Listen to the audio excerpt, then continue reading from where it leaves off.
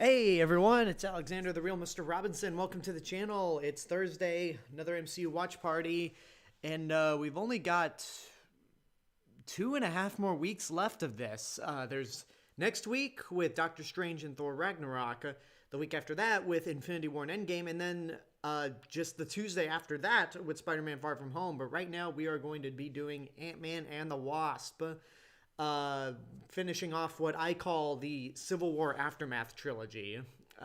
Again, because first of all, I want to welcome everyone who's in the chat at the moment.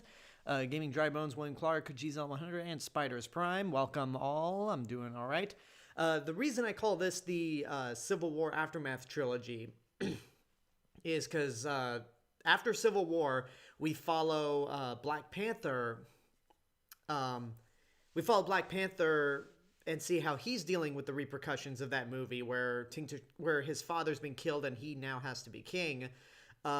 We then go over to Spider-Man, where we follow his life with the new suit and taking up the responsibilities to try to become an Avenger. And then we finish off with Ant-Man and the Wasp, catching up with Scott Lang and how he's dealing with the events of Civil War. Gaming Dry Bones says, I thought Doctor Strange was next.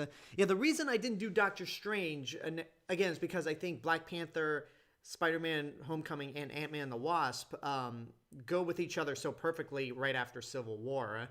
And Doctor Strange fits perfectly into a segue to Thor Ragnarok or Civil War, depending on how you feel when that movie starts.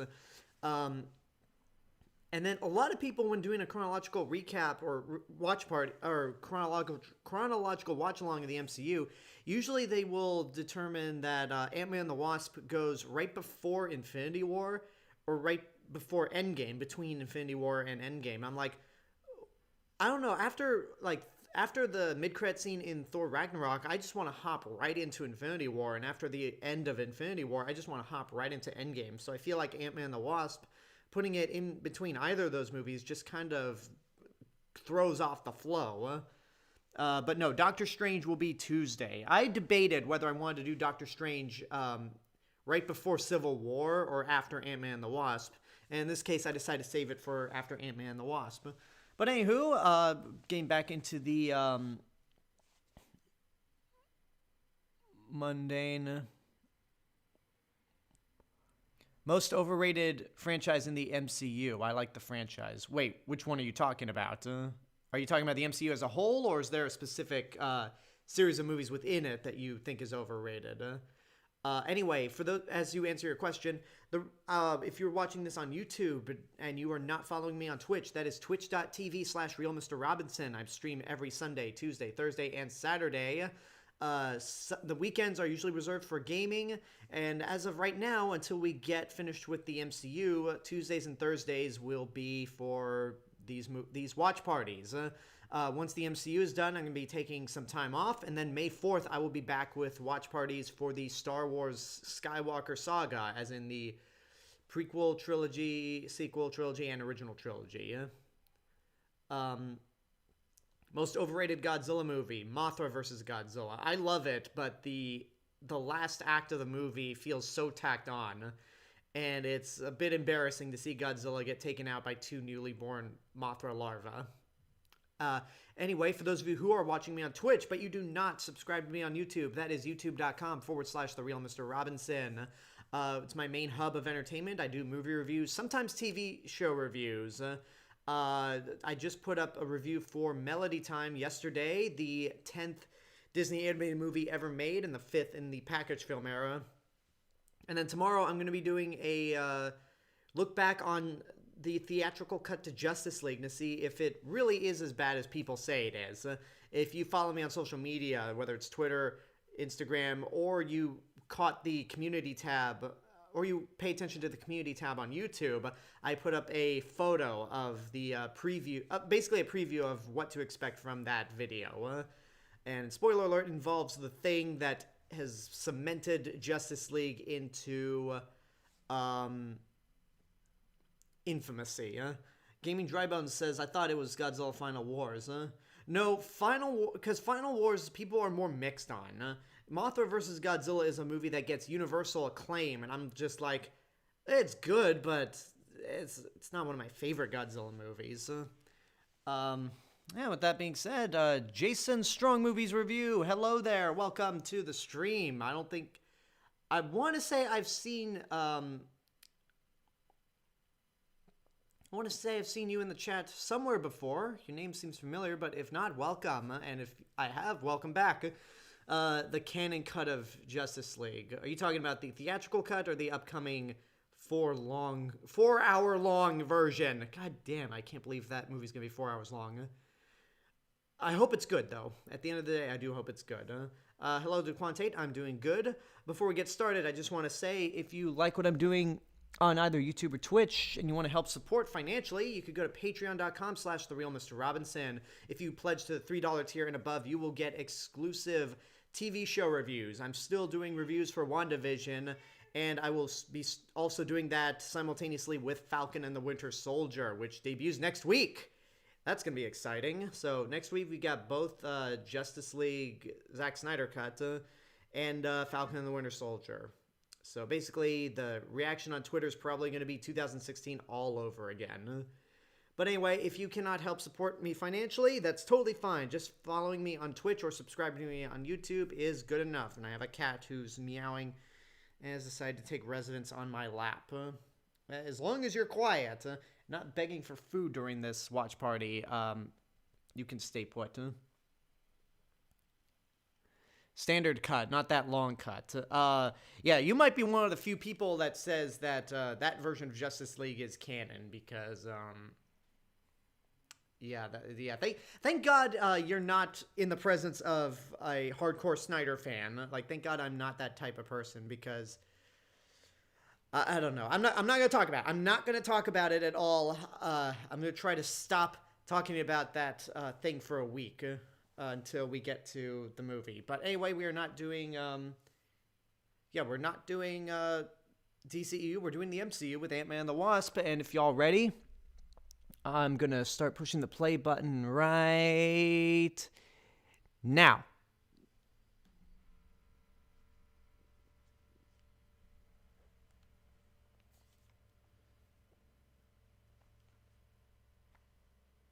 Different aspect ratio than the first Ant-Man movie.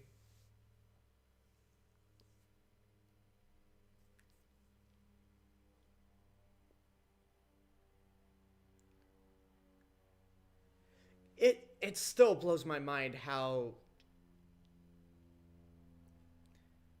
I could kind of see, like, the eyes look a bit weird, but outside of the eyes, it seems like it amazes me that the technology has come as far as it has. Like, Michael Douglas looked a lot better here, DH, than he did in the first Ant-Man.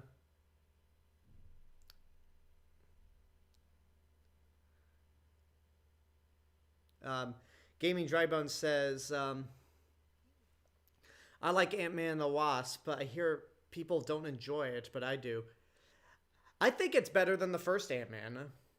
I honestly like it better than the first one, and I think that might have to do with the fact that the Wasp is actually in this movie. Because I can never see, when it comes to Ant-Man, I can't see him on his own. It's usually like, I can't imagine Ant-Man without the Wasp, or vice versa. But I will admit, it is one of the lesser MCU movies. And in parts, it can be a little forgettable at points.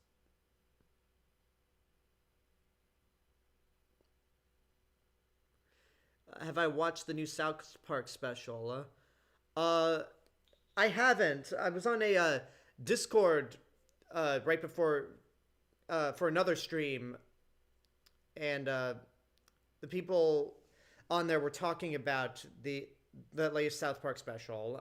I have not seen it. I have not seen South Park Bigger, Longer, and Uncut, so I will. I want to, and maybe I'll review that movie once I actually see it.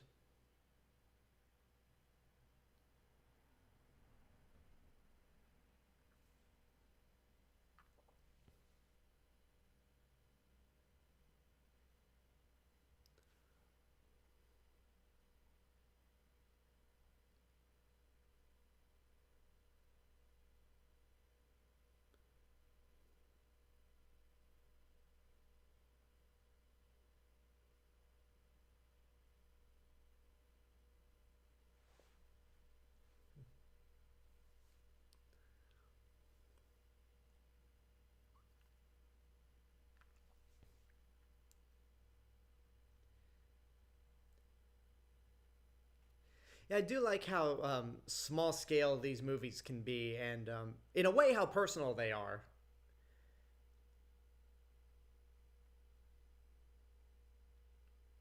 But I do imagine that the next movie, Ant-Man and the Wasp: Quantumania, is going to be nuts.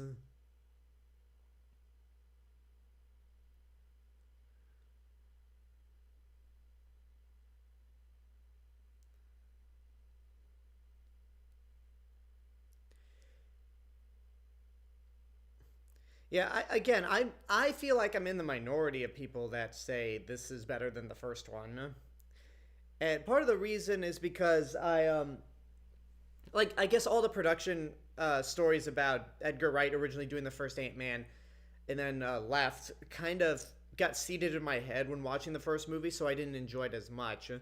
This one doesn't have that, so I was able to enjoy it a lot more. Oh, the 10th anniversary of the MCU was only 3 years ago. Um, but I will admit, when I first saw this, I didn't have the best time watching it. It wasn't the movie itself, but so I saw it at a press screening with yeah, I saw it at a press screening with a bunch of my friends. Greg Alba and John Humphrey from The Real Rejects, GTE, Rachel Herrick from Adorable Rachel, and throughout the entire movie, like I had to really pee, but at the same time, it's like this is a press screening. This is the first time I've seen this movie, and this is the MCU. There is no way I am walking out to take a pee and missing something. This is inventive. Do I watch Rick and Morty? Uh, no. I, I, I just don't have between all the stuff that I uh watch. I just Rick and Morty is one of those things that I just don't have time to watch. I'd like to. I actually did watch the pilot before it aired, and it really is something that I want to continue watching. I've seen a few episodes, and I know it's supposed to be a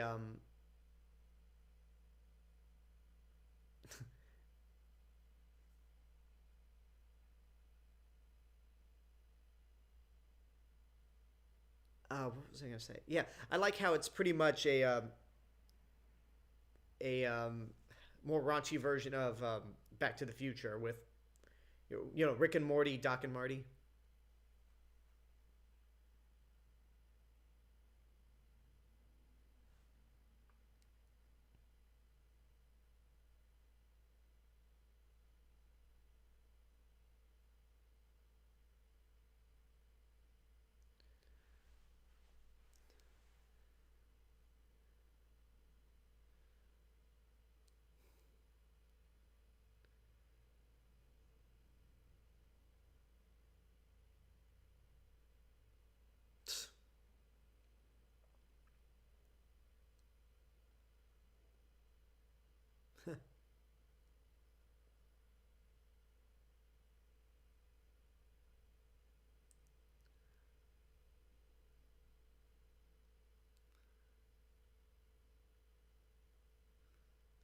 Good lord! Like imagine having that much space, or just being that bored that you come up with all these.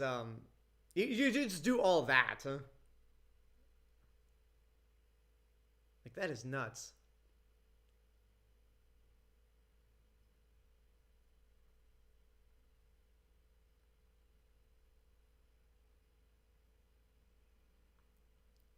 I do feel like there are a few points in this movie where Michael Pena is just a little.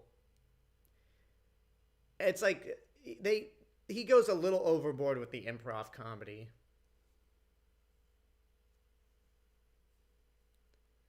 Hey, it's Jimmy Woo. Hey, there's no more WandaVision.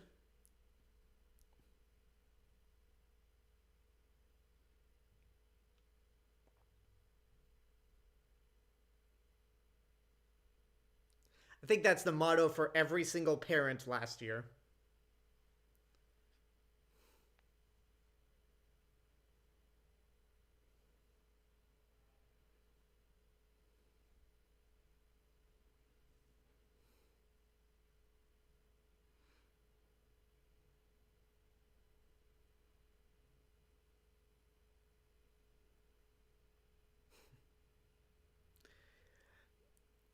Do you know that there's going to be a new Teenage Mutant Ninja Turtles game coming out called Shredder's Revenge? I have. Is it only PC or is it multi-platform? Because it looks like it could be the closest thing to being a spiritual successor to Turtles in Time, which is the best Ninja Turtles game ever made.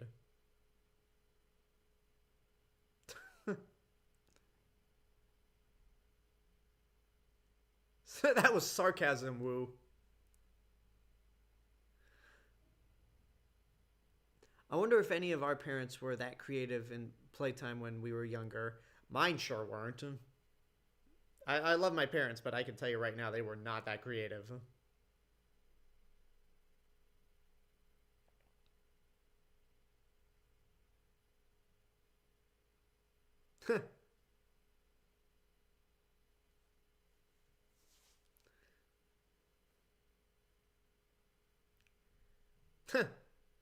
It's okay, Jimmy. You'll get the hang of that soon.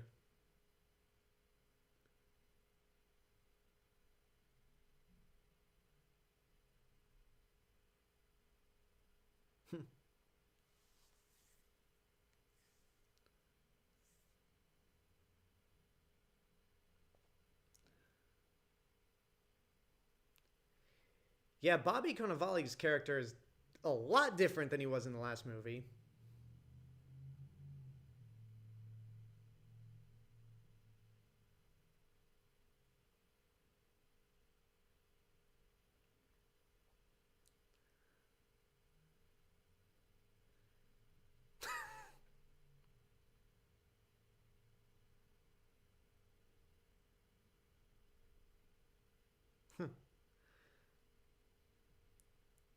Think the game will be released on all consoles. I hope so, because it looks like a lot of fun. So yeah, this is it's interesting that we're watching this on the 1 year anniversary the uh, of the COVID virus being called a pandemic.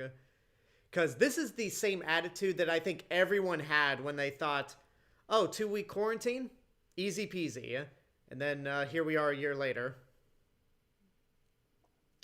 Uh, do you prefer Jimmy here or in WandaVision? I like him in WandaVision a lot. Um, and you know, it's, the great thing about WandaVision is I didn't dislike Jimmy Woo in this movie, but what really makes him, what really made me like him in WandaVision more than this is his chemistry with Monica Rambeau and Darcy Lewis. And the great, like, one of the biggest accomplishments about WandaVision that I didn't think it could do was make me actually like Darcy. I'm going to be recording a full series review for WandaVision once I get off with this stream. But, yeah, just from Darcy just being full-blown comic relief in Thor 2, the first Thor, both Thor movies, she was helpful at points, but she was really kind of the bumbling comic foil. In WandaVision, like, she's no longer the intern, she's a doctor now, she yeah, she is more helpful, more reliant, and her jokes were actually funnier. So yeah, props to WandaVision for making me like Darcy Lewis.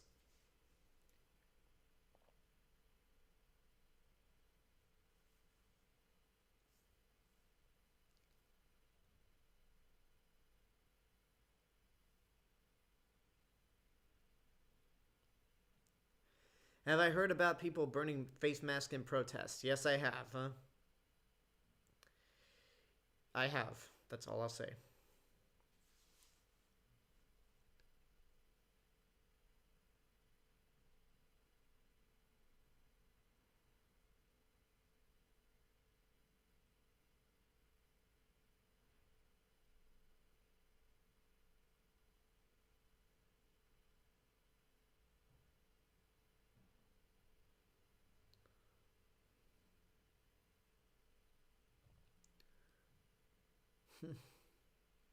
Yeah, you better be sorry for a lot of things, Scott.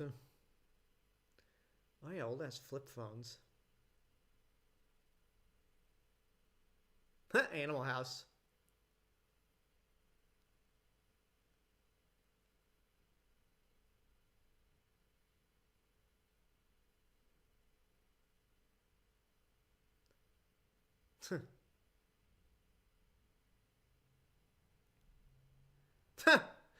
Yeah, sorry, Scott. You're not gonna get super ant powers.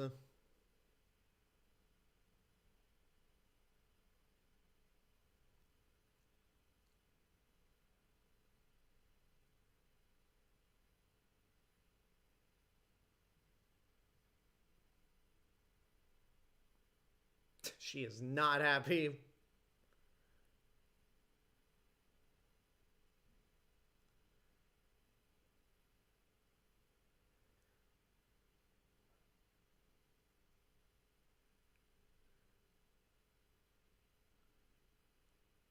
Oh Jesus.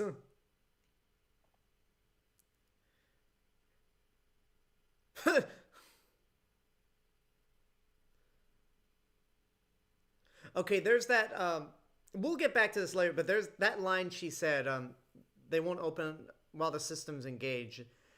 That leads to some. That leads to a big plot hole in this movie, or maybe not plot hole, but something where they go against their own rules. That we'll get to later.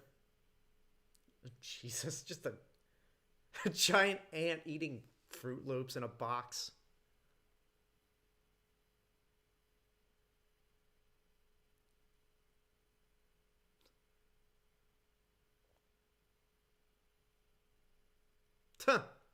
um,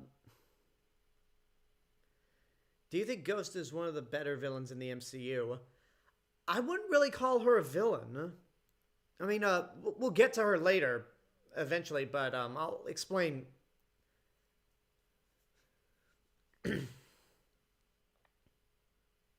Yeah, I hope you make fun of Scott for saying Cap right now, but wait until wait, yeah, you make fun of him now, but just wait.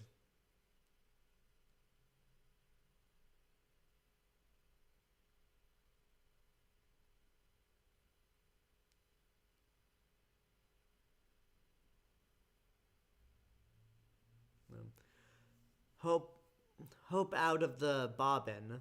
I don't know what that is. Or hope out of the bobbin. Hmm.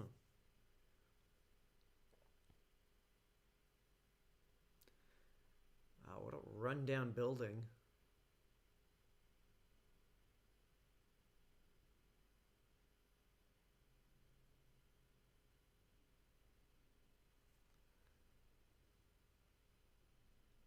And then the power goes out.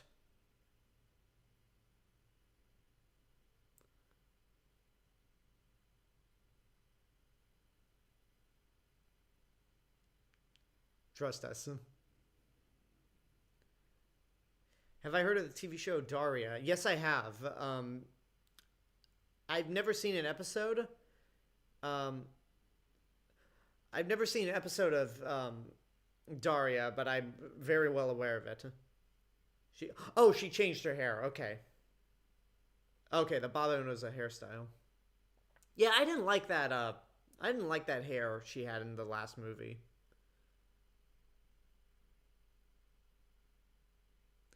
Yeah, nothing to see here. Just a bunch of giant ants, uh, building things. Just an every just a regular Tuesday in the MCU.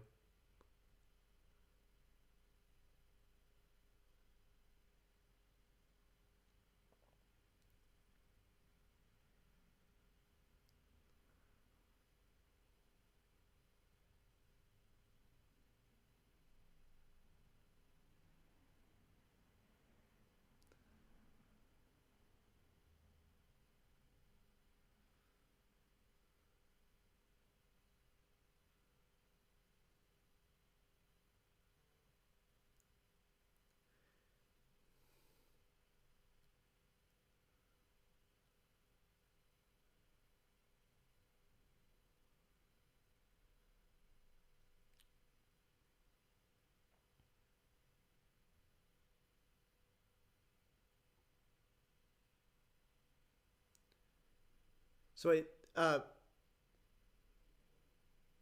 okay, yeah, I was just about to say, is that must be the point where Scott had that dream.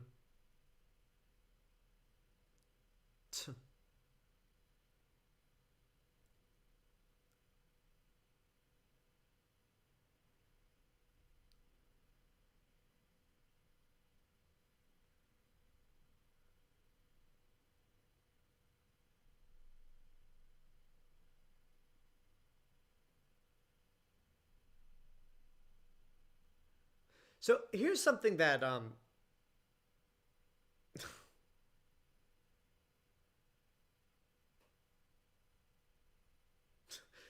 here's something that I mean, maybe Hank redesigned the helmet in between the first Ant-Man and Civil War, but it's weird that the suit used in the first Ant-Man wasn't the same that was in Civil War.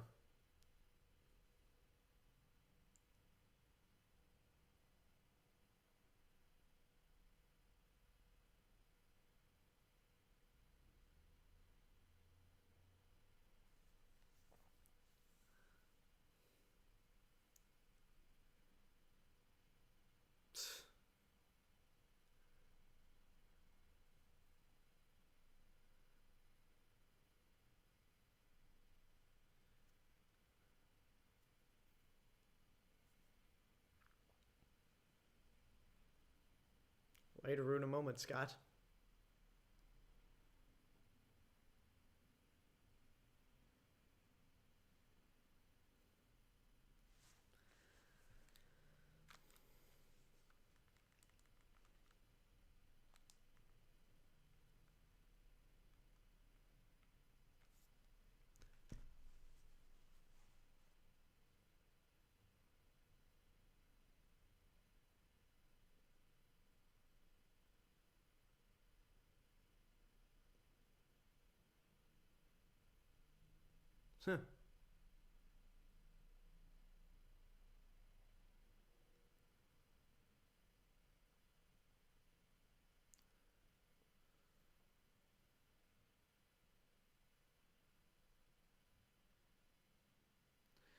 So wait, this isn't.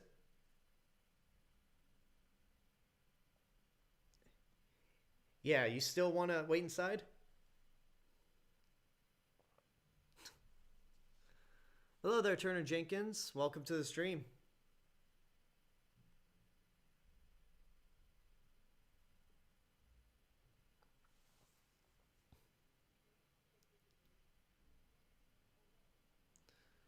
There she is.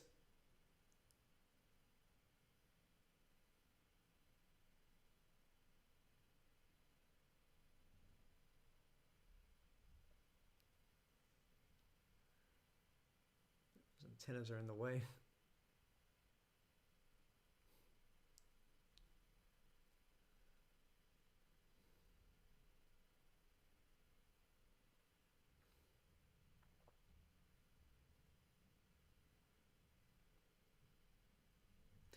Yeah, I'd say Walton Goggins was Walton Goggins is more the villain in this movie, and he's pretty. I mean, Walton Goggins is just as he is, over the top, but I don't think he's particularly good or like. Honestly, Walton Goggins' character. This part, I get him being important, but later on, it just feels like he's in the way. Um, um, oh, you saw you're watching Pacific Rim: The Black. Okay, I haven't gotten around to watching it. How many episodes is it?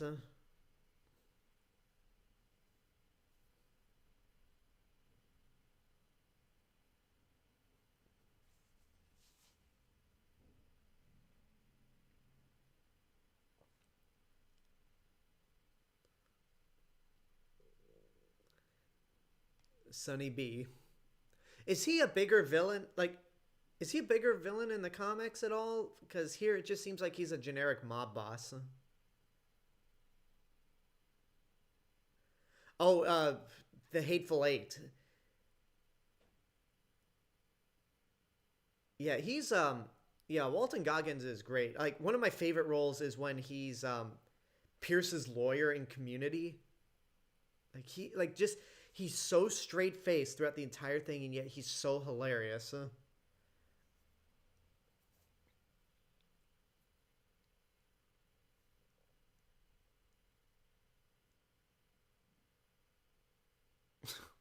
1 billion dollars. Um, 7 episodes. Okay, that's actually not too long. Are they 30 minutes apiece? All right, so Sunny B's the same in the comics, huh?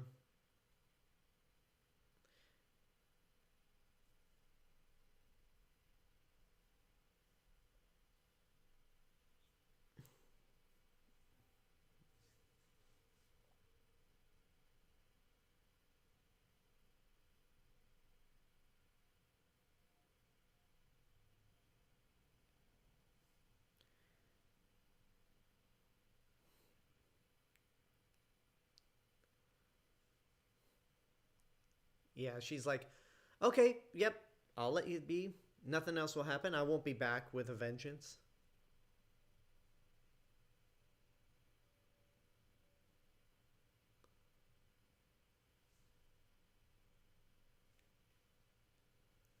There we go.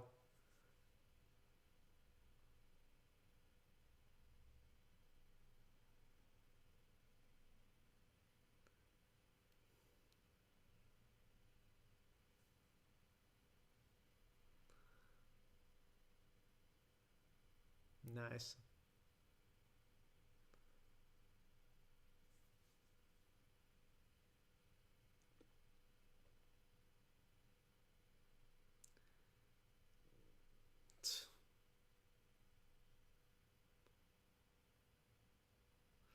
Like, stop, you dumb bastards.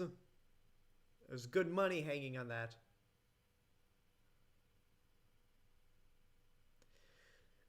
Sunny in the books is in the books, and surprise, surprise, like Ghost, he is an Iron Man related character. Huh. Okay. I thought that dude was Russell Crowe at first. Everyone's made the joke about how she's an actual Blade Runner here.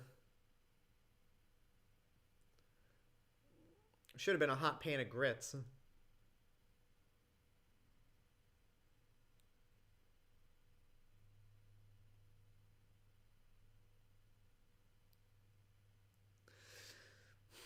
Yeah, these action scenes are definitely creative.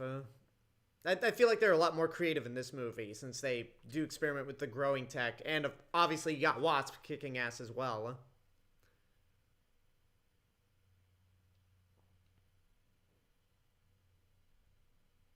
Thank you.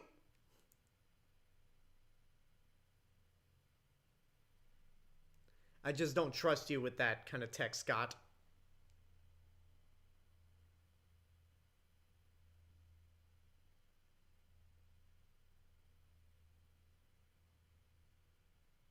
The effects they do with Ghost are pretty neat also.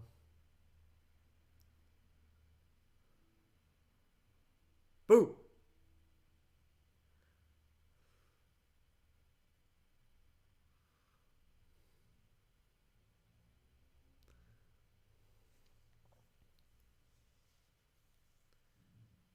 Oh, you're taking off, Gzilla 100? Alright, well, you have a good night. Do you believe that Deckard was a replica in Blade Runner? Uh, I go back and forth, honestly.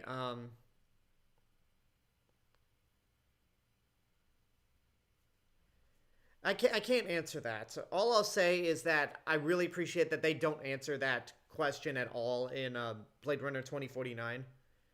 Like, it's still left up for debate.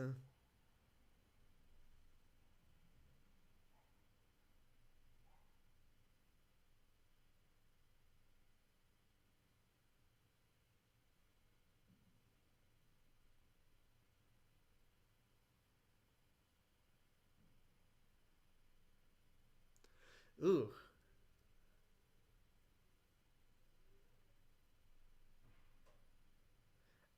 can't imagine what the feeling is of having like some phase through. Yeah, I can't imagine the feeling of that, even though it's purely fantastical. Who would win a fight, Wasp or Black Widow? Uh,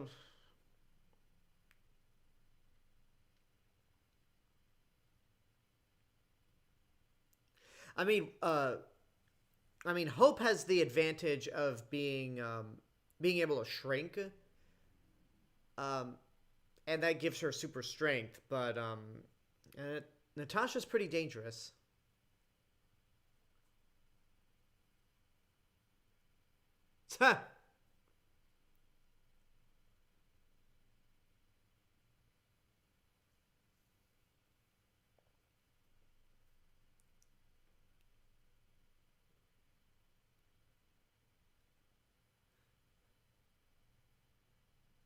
Oh yeah, he's not gonna be in Ant-Man and Wasp: Quantumania. Um,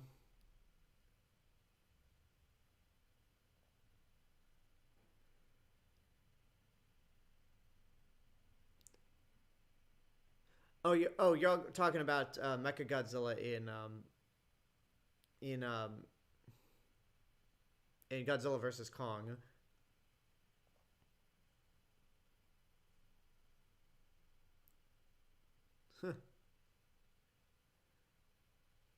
Yeah, Kiryu's a fantastic Godzilla design, and it would be Mechagodzilla design. I mean, it would be nice to see a Mechagodzilla that actually looks like Mechagodzilla.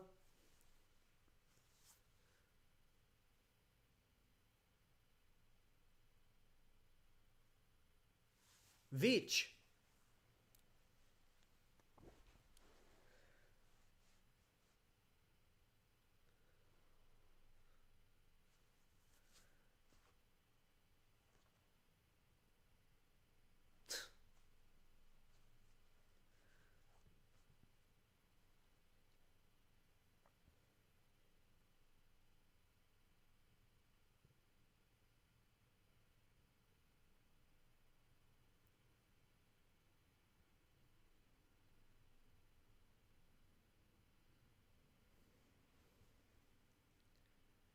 No, you weren't, Scott. You don't have a clue what's going on at times.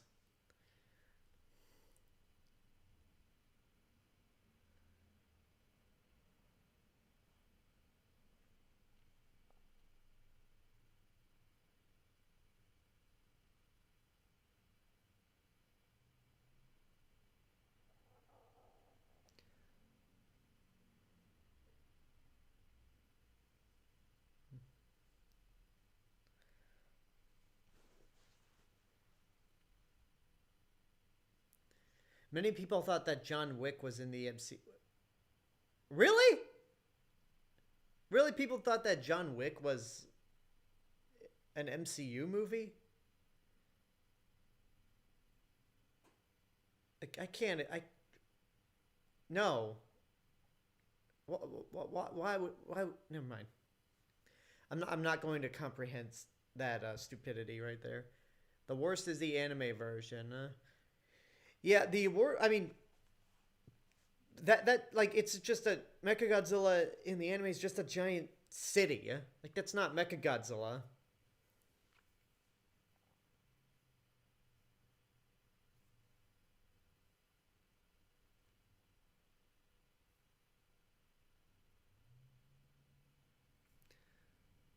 Hello, Berkeley.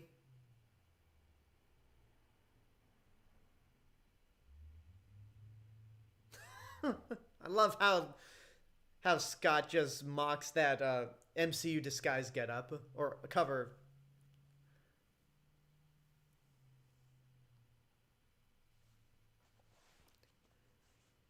You know what? I might have my beef towards Snyder fans just because of how nuts they are, but I'm surprised a lot of them didn't call Lawrence Fishburne a traitor for showing up in this movie.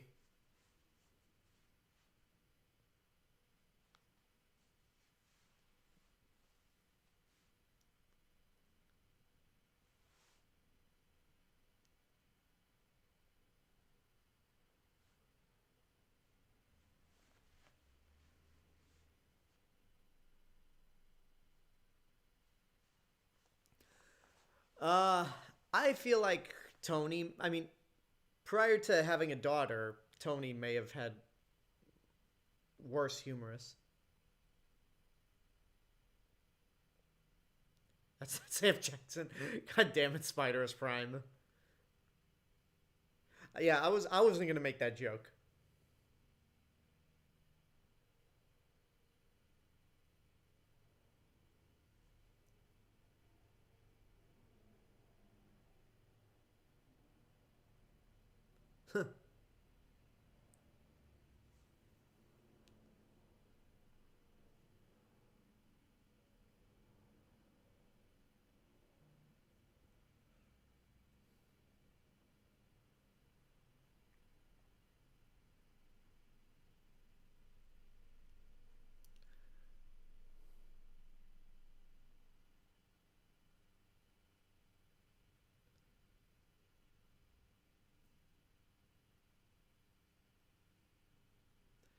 Jesus. Phrasing. Um, yeah, I say Lawrence Fishburne really made a great Perry White in Man of Steel and Batman vs Superman. I mean, especially in BVS, he's the only one that actually acted like a human being.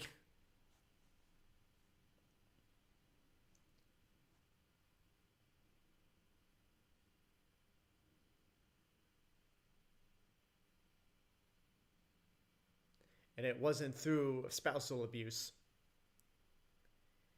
Yeah, they really decided not to go the route of spousal abuse in between Hank and Janet.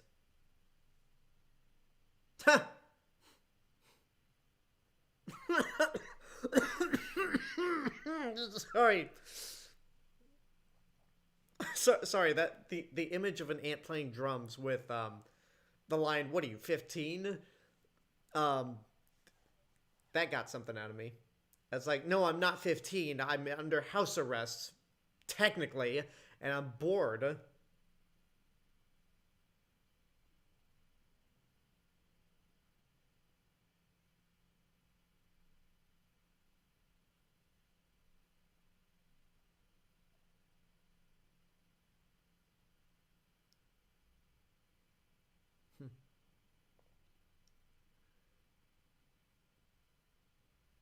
You know what? Maybe in this case, Hank's hubris is worse.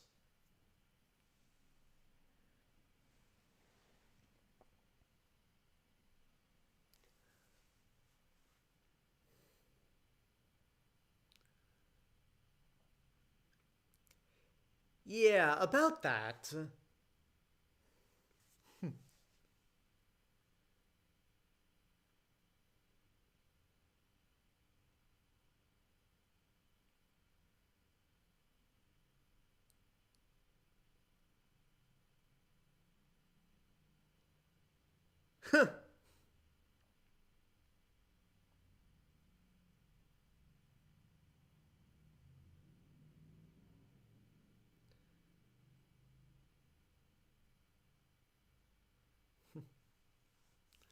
Oh yeah, that ant.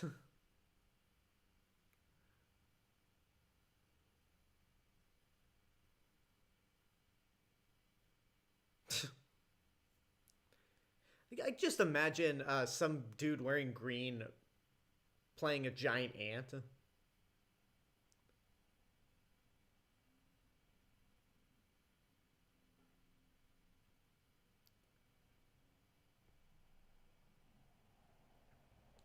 I mean, this running gag with Scott's suit constantly changing sizes at random. It's funny, it's amusing, except for the parts when the helmet opens up.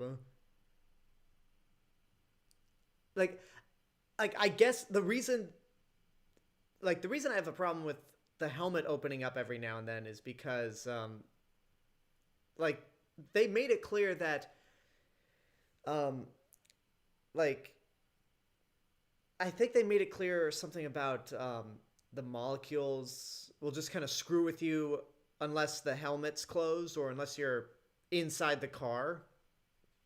So this little part just kind of goes against the rules they established.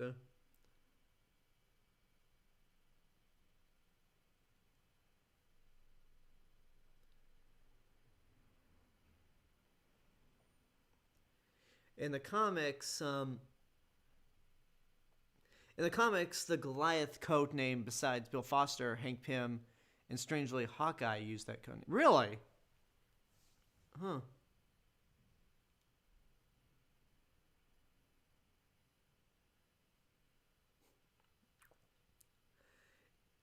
Um, anytime Hank gets upset with Scott, it's always funny.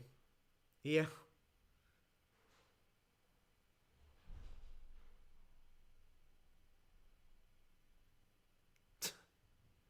Just something really amusing about Paul Rudd being that tiny.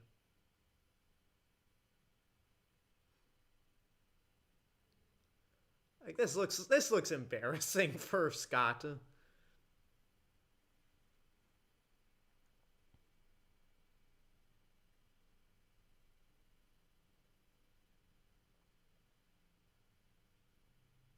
There it is. There's the old suit, or the updated version of the old suit. If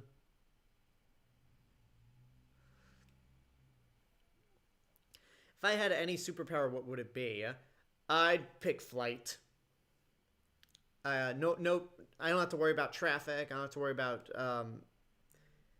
Yeah, I just don't have to worry about traffic. I can get to places more quickly than I would with a car or walking.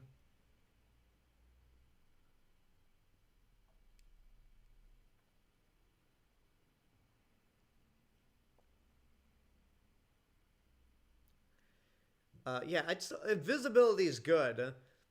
Um, Invisibility is a really good power, but I'd rather take flight. Plus, with the power of flight, you could be the biggest show off in the world. Okay, maybe that's not what you want to be, but flight's just more of a fun superpower.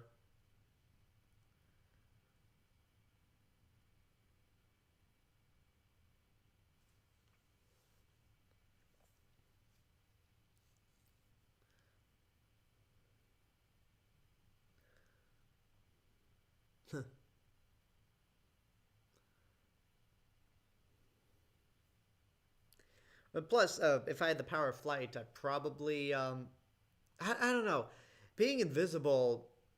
You could sneak into theme parks, which is what I would have just abused the power of invisibility to sneak into theme parks. Um, Maybe movies also, but mostly theme parks. Uh, but I guess I could do it with the power of flight, though. Trying to sneak into a theme park uh, while dropping out of the sky might be a little more tricky.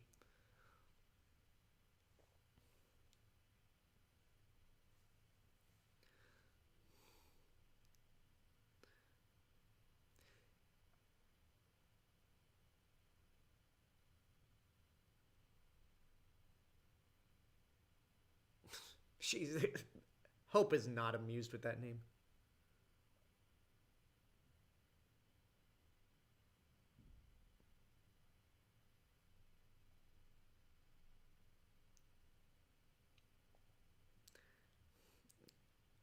James Bond 007 says on YouTube, I just imagine Alex flying right now. Oh hell yeah! Probably rather than doing the Superman flying, I'd probably end up looking more like Jeff Winger from from the season 3 premiere of Community. Oh, teleportation's another good one. Hmm.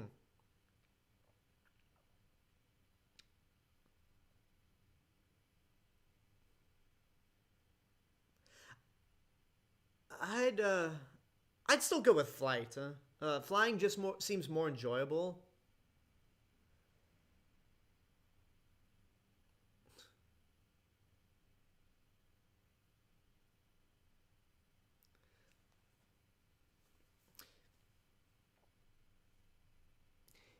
Yeah, flying seems more enjoyable. I know where I'm going and save a ton of money on plane tickets.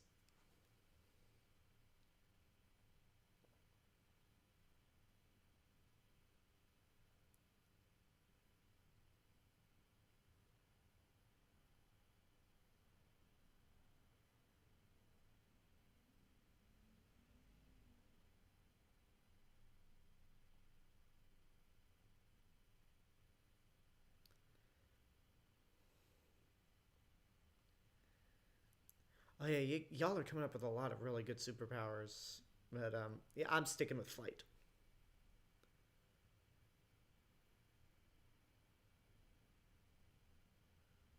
That is a trippy effect.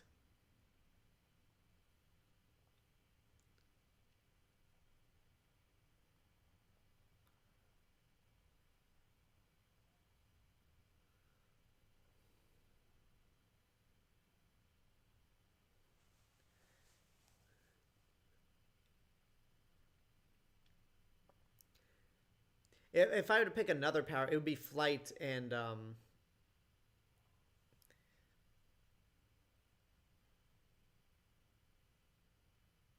yeah, it'd be flight and genius intellect as well.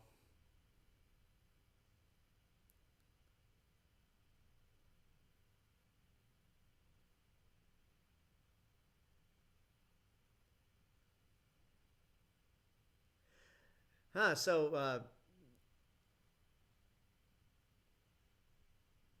it seems like Hank Pym is just as responsible for creating bad guys the way Tony Stark is.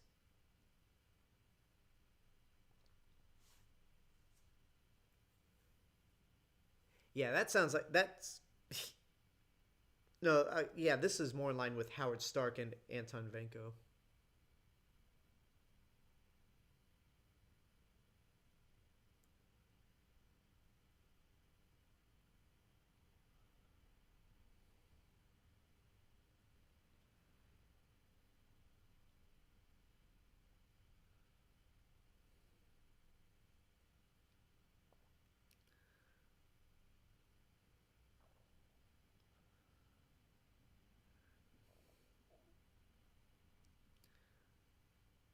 Run, girl!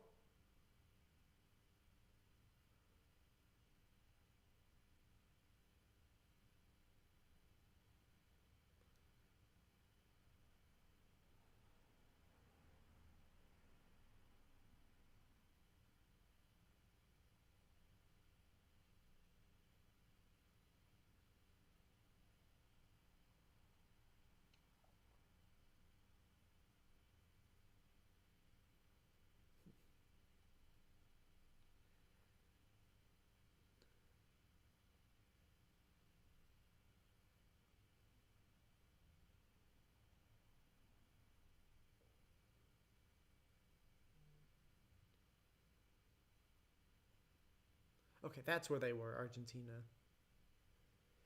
Like, man, like a de-aged young Lawrence Fishburne looks great. Huh? And to think, the very next movie they do, Samuel Jackson would be de-aged throughout the entire thing. And then a year before this movie came out, DC couldn't nail a mustache. Sorry, I had to.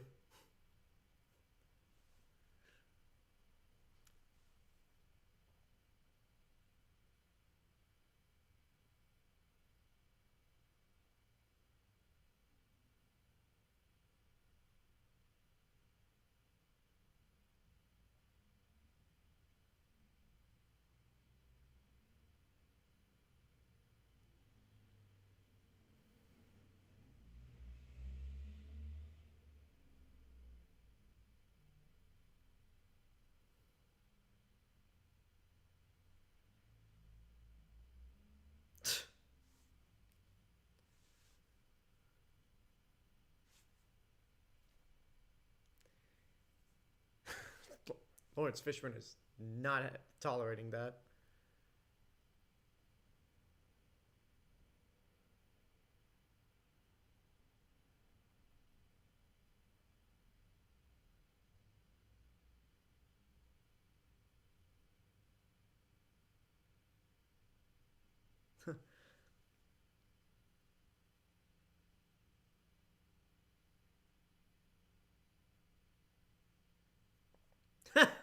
Yeah.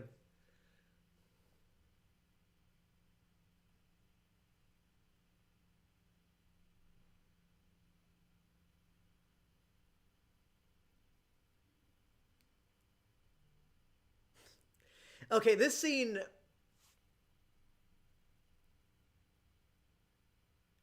Yeah, that probably didn't need to happen.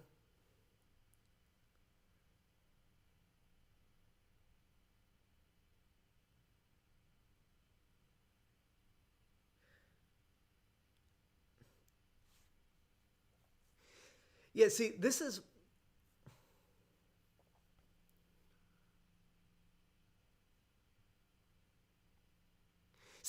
why I don't think.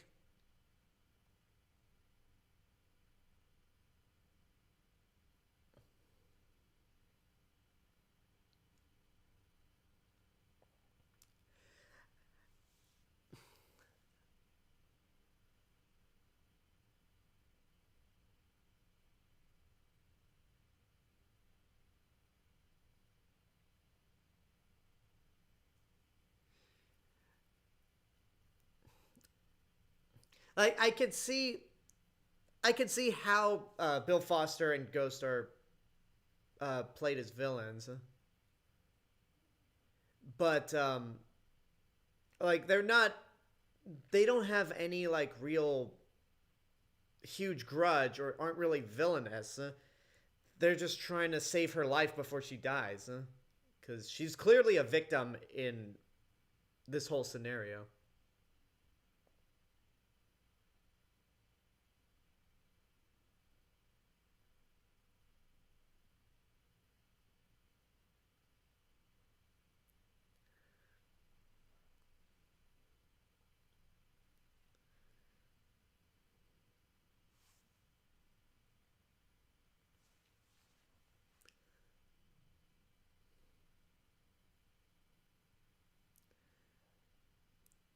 Just want to pop in real quick to say hi. I hope you guys are enjoying the movie. I'm heading back home tomorrow. We'll be able to join streams again. Anyway, I hope you guys keep enjoying the film. All right, thank you, Razorbike. Sorry you couldn't be here for very long, but have a safe trip back home. And hopefully we'll see you for Saturday's stream. If not for the weekend, then hopefully next Tuesday for Doctor Strange.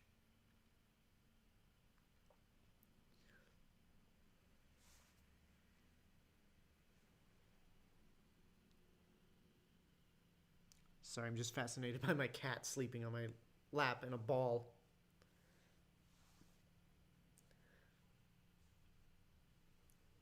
Like, let me briefly see right here.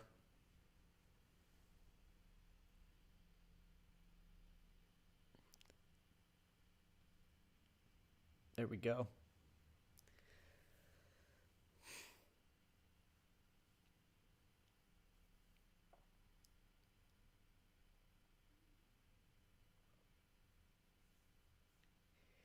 Hey, Scott, you're already out. Like, you're already running around. Well, you're supposed to be under house arrest, so I think, God,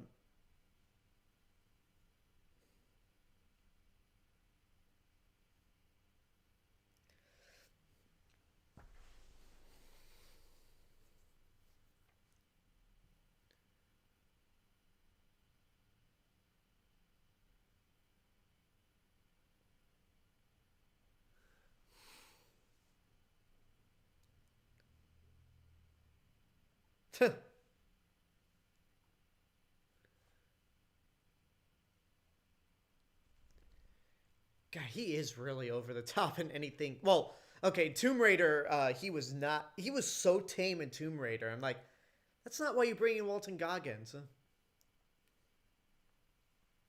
Oh, somebody's up. And there she goes.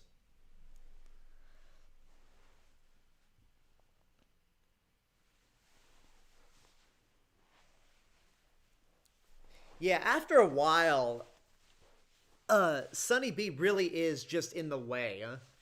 Really, no reason to be in this movie.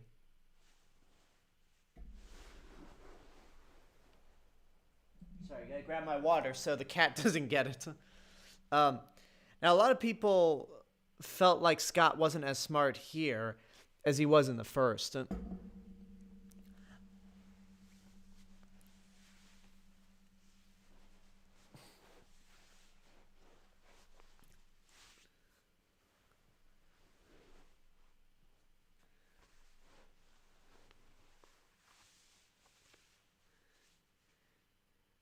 Dude, there's a universe with gods, giant talking trees, but for some reason truth serum is too much and too fantastical.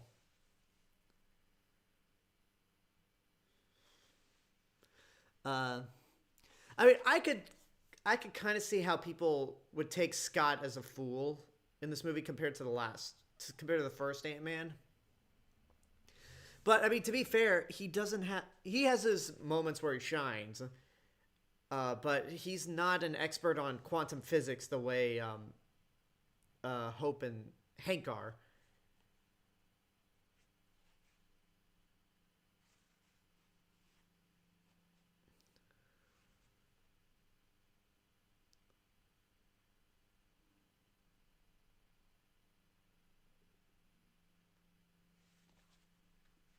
Um, but yeah, him like luckily that be stuck with Hank and Hope throughout a lot of this movie definitely made him an expert for quantum physics when we get into Endgame.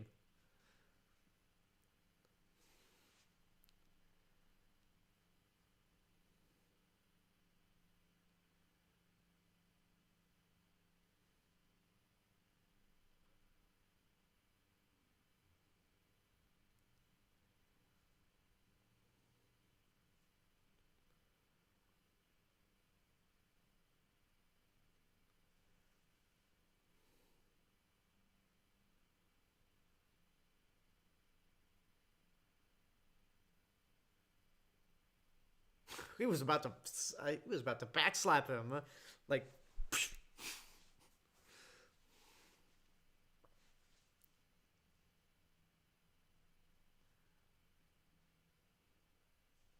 Oh, here we go.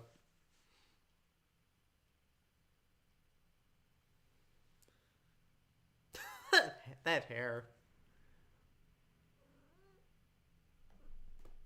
Oh, look who's back.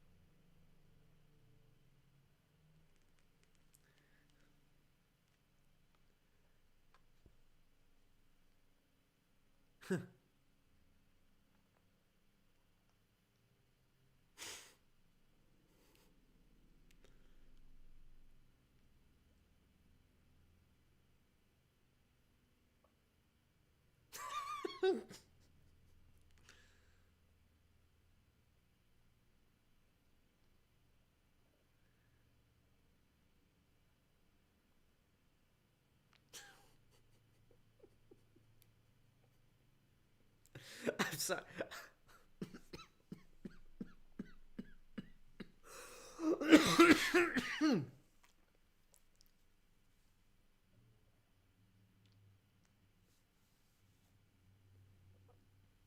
Yeah, it should have helped if you actually utilized Scott Lang a lot more, despite being in house arrest.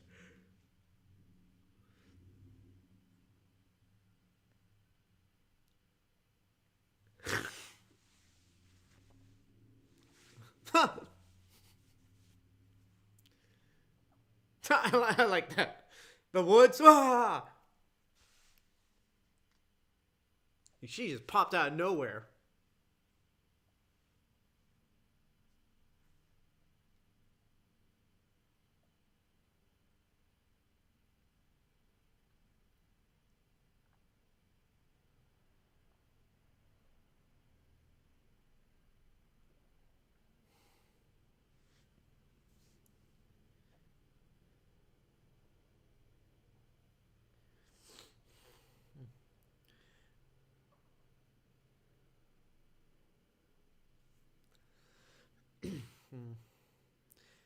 Nick, hello there from Twitch. Welcome.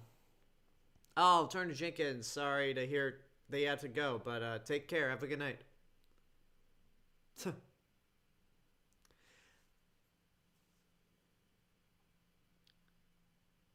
It's alright, Jimmy. You'll get the hang of that card trick eventually.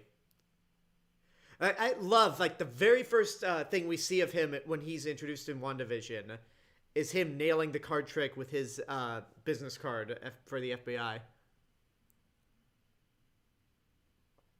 I could see how some of the editing in the Luis montage feels kind of Scorsese-ish, although some people would stick their nose at the notion of comparing a Scorsese movie to an MCU film.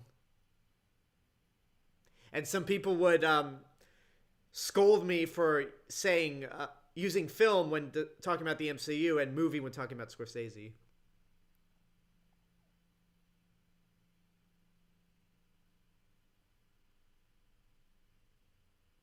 And there it goes.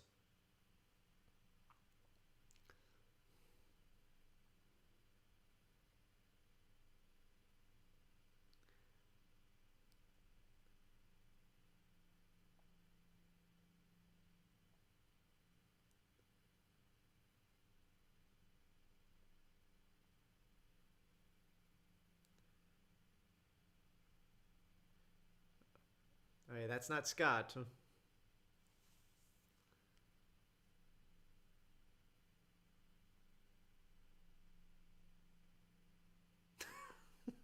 That's so weird about that. Oh, Kat Dennings. Yeah, Nick Sheets says I have a new celebrity crush. It's the gal who played Darcy Lewis. Uh, yeah, yeah. Kat Dennings is not only is she beautiful, but she's also really funny. Even when I thought Darcy was just kind of annoying in the Thor movies, I always thought Kat Dennings outside of them were pretty funny, and she's hilarious in WandaVision.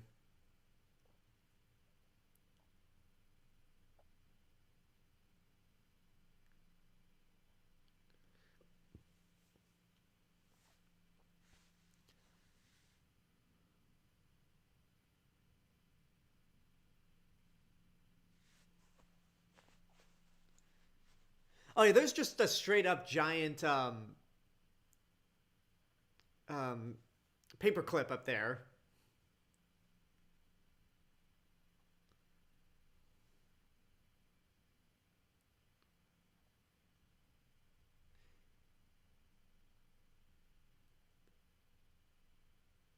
Yeah, this is so bizarre seeing.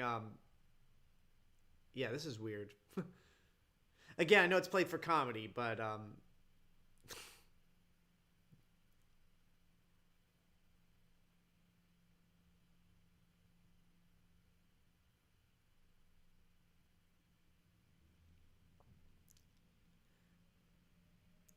what do I think of Natalie Portman as Thor? Says Friday the 13th on YouTube.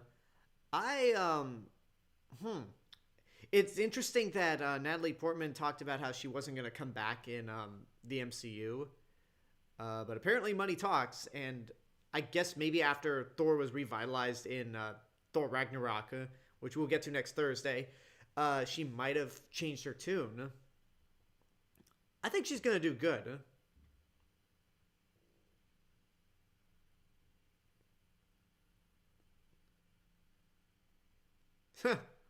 uh,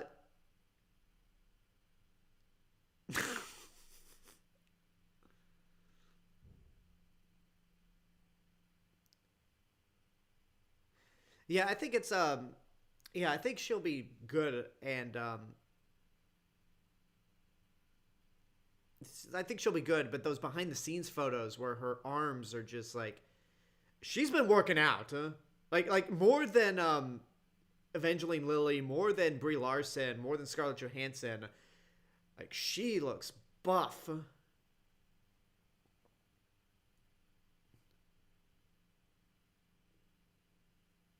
Okay, that was pointless. Also, I know this movie isn't ranked as high as the other ones. I actually thought it was a huge step up from the first Ant Man. Yeah, I said this earlier in the stream, and I've said this every time I've talked about the MCU or the Ant Man movies. I think this movie's better than.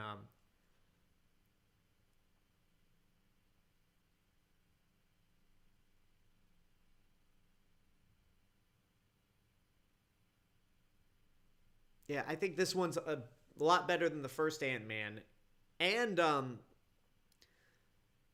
I think um, Ant-Man and the Wasp: Quantumania is going to be pretty interesting and nuts.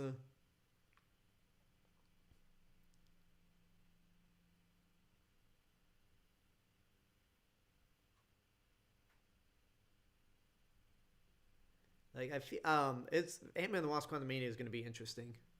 Recently found that Michael Douglas was either one of the producers or writers for One Flew Over the Cuckoo's Nest.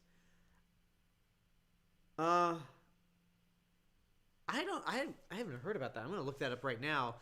But that would explain when they're interviewing people about why Spielberg got snubbed for Best Director for Jaws, why Michael Douglas was interviewed, and how he said that he should have been nominated.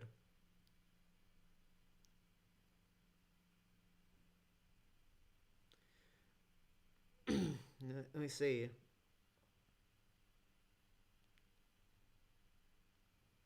Um, Produced by Michael Douglas. Okay, I did not know that. I love One Flew Over the Cuckoo's Nest, but I never knew that. She's just so calm.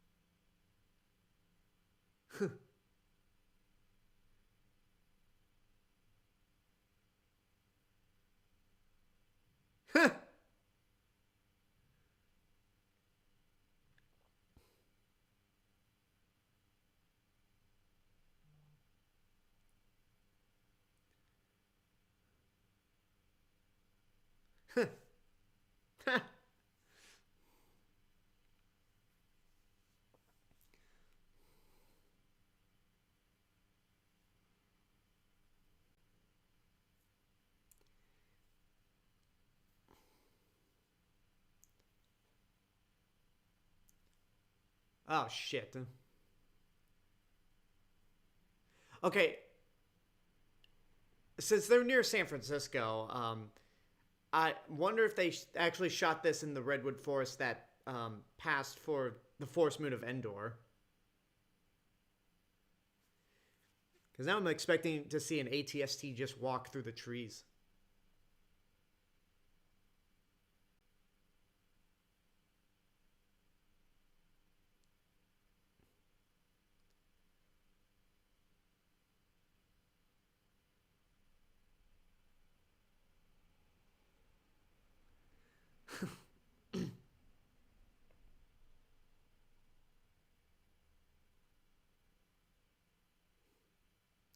Yeah. Also, another reason I like Jimmy Woo in WandaVision more than this movie is because he's not really a villain, but he's just more like an obstacle in this movie. Whereas in WandaVision, he's really part of the good guys. Huh? And also, there's that shot in episode 5 where he's got coffee for Darcy and Monica Rambeau, and he's just walking there, all happy and joyous, like he's just so happy to get his friend's coffee. Um, Also, another superhero connection with it is that Danny DeVito was one of the patients. Yeah, Danny DeVito was a patient in I almost said Ant-Man and the Wasp. Uh, oh, I got raided by the chat attack. Hello there. Hello there, Trigates. Thank you, chat attack, for the raid. My alarm didn't go off for some reason. And everything's not on mute, but whatever the case, thank you for the raid. And yeah, thank you for the raid, and welcome to those of you who are coming from the chat attack. 16 people. That's 16 people across YouTube and Twitch. It won't, like, Streamlabs won't tell me how many individual people are on Twitch, but for those of you who are just coming in from the chat, welcome, and thank you again, chat, for the raid. those of you who are not for the regulars here on Twitch or even on YouTube, if you go to YouTube, if you go to twitch.tv/ the Chat Attack, definitely go check them out. They are awesome. This means I have 9 people watching on Twitch. Nice. Again, thank you, Chat Attack, for the raid. Chat Attack. Also, yeah, I was gonna mention that Nick. Nick Sheets on Twitch says,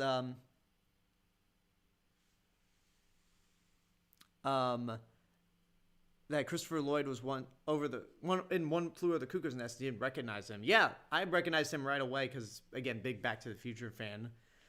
Why did I get rated? Said Trig Gates. Basically, in Twitch terms, rating means like another stream has just ended, but they want to support another channel, so they'll basically send their viewers over to another Twitch channel, and that's the raid. So yeah, that's what a raid is called in Twitch terms. And again, thank you, the Chat Attack, for that raid.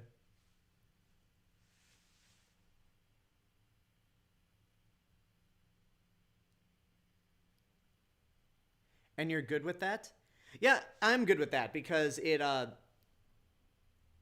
start a war. No, it's nothing hostile. It's nothing hostile. It's a good way to give support to other Twitch channels. I occasionally do it at the end of these streams as well. I raid people, and then in some cases when you raid channels, you also host them on your channel when you're off the air. So it's a situation like, hey, I'm offline, but here's a channel that I like, that I'm hosting, that you guys can go check out. And by the way, Trig Gates, have you been on this stream before on Twitch's end? I don't know if I've seen you around. If this is your first time, welcome. If you've been here before, then welcome back. Spiders Prime on YouTube says, returning the favor. That's pretty much what it is. That's pretty much what a raid is. Like, just helping out other channels.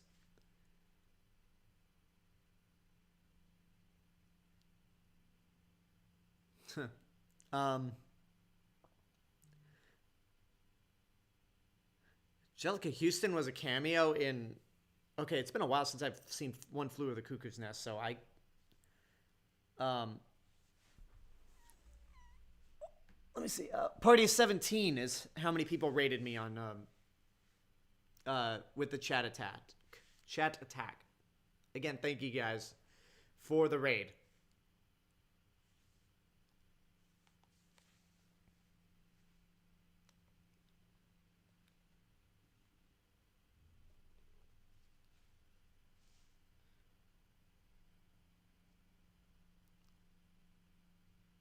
And everyone's like, ooh, there's a real ant problem in San Francisco, huh?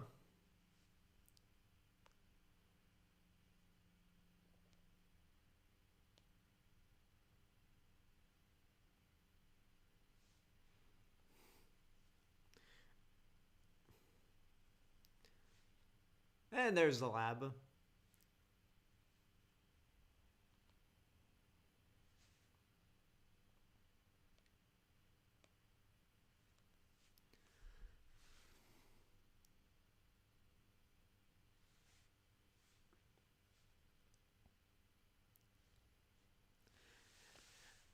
Trig Gates on Twitch says, so who is the real Mr. Robinson again? Me. You're watching him right now.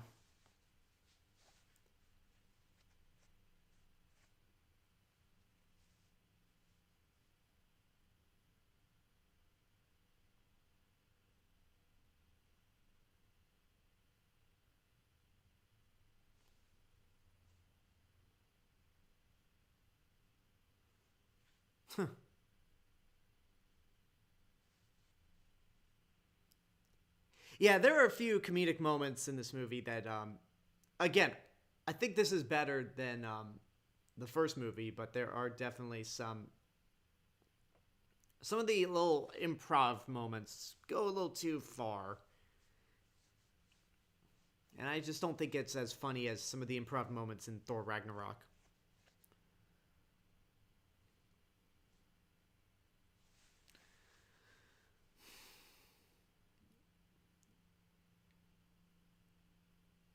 That's an old meme.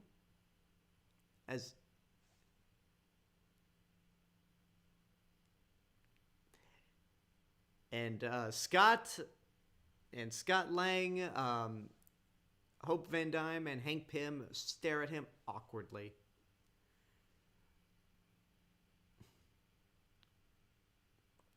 Favorite Laurence Fishburne role, asks William Clark on YouTube.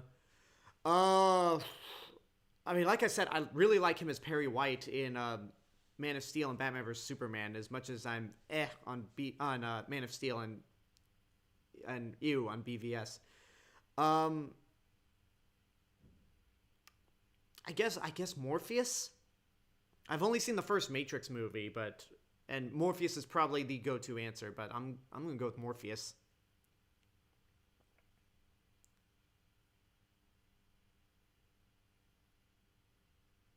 Oh, by the way, how many of you guys out there know that Laurence Fishburne voiced the Silver Surfer in Fantastic Four: Rise of the Silver Surfer? Just want to get a head count to see how many of you know that. Nick Sheets says, I knew that on Twitch. All right. Trig Gates says, get the hell out of here. No, he did. Yeah, Wikipedia. Yeah, go to Wikipedia and you'll see that he voiced the Silver Surfer.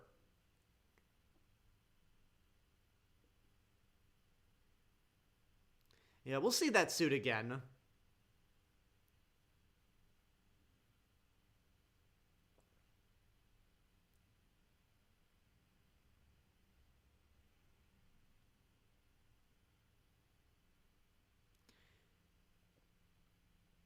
Spiderus Prime says, I know. Triggate says, damn. Yeah, I know. But, I mean, people need a paycheck every once in a while. Okay, hang on, folks. Don't worry, I'm not dying.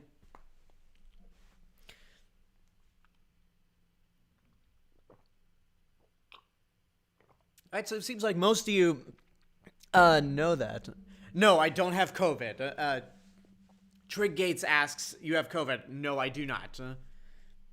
Just a dry throat right now, because I haven't had... I've been talking a lot during the stream, and haven't gotten a chance to drink any water.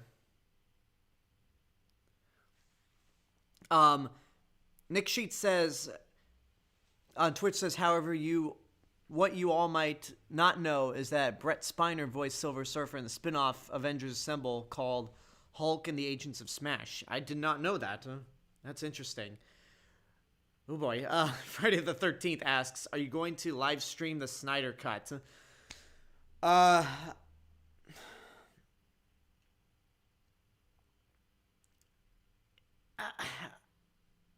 don't know if I want to. Because it comes out the same day that I'm going to be doing my watch party for Thor Ragnarok. If there's enough demand for it, maybe, but yeah, okay. Let me see. If there's enough demand, I'll put a poll of it on Twitter. Actually, I'm stumped.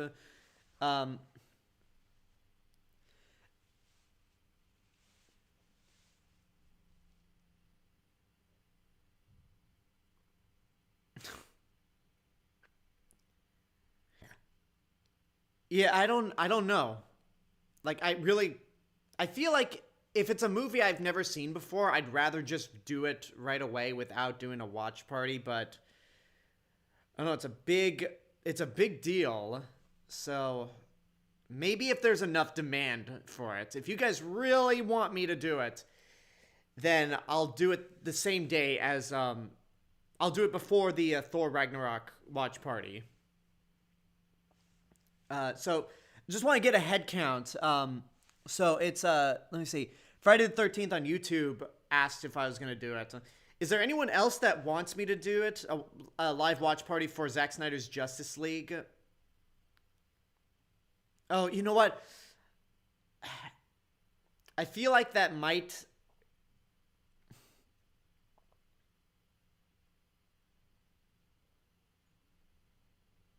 Yeah, I'll have to. Yeah, again, if there's again, if there's enough of a demand, Spiders Prime says no.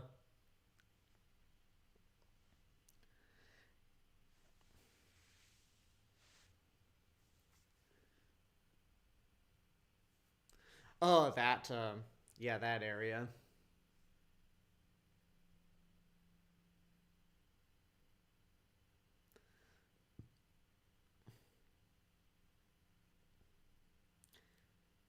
William Clark says nah. Okay, so it seems like none of you really care for that. I'll let more people come in. Nick Sheets on Twitch says you mentioning Justice League reminds me. I find a video of someone using a deep fake to fix Henry Cavill's mouth in the opening of the movie. Yeah, I've seen that.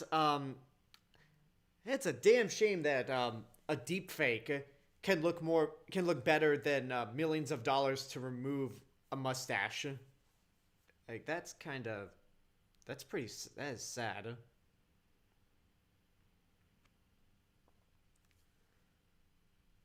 That is an ugly ass creature in the quantum realm.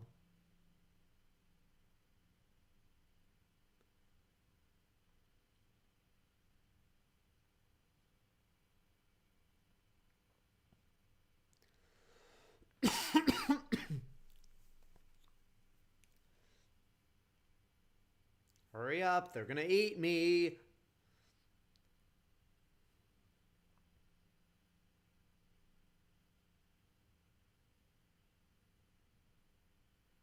Ooh, that's ugly.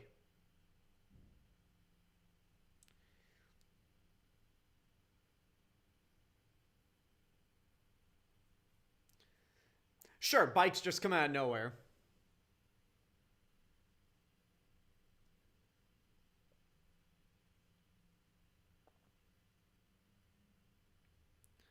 Hi, Stanley.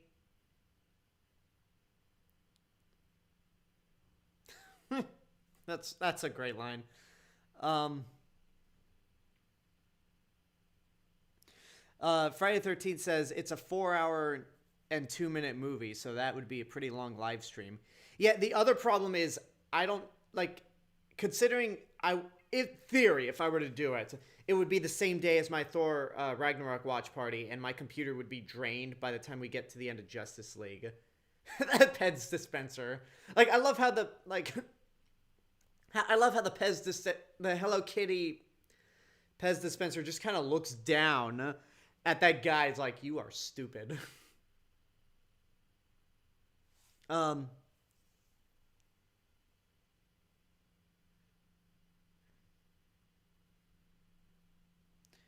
Wait, $45 to voice the Silver Surfer and Hulk Agents of Smash? Is that sarcasm?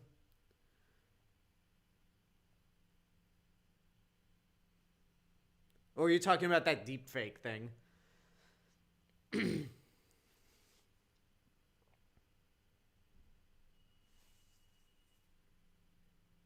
Hello.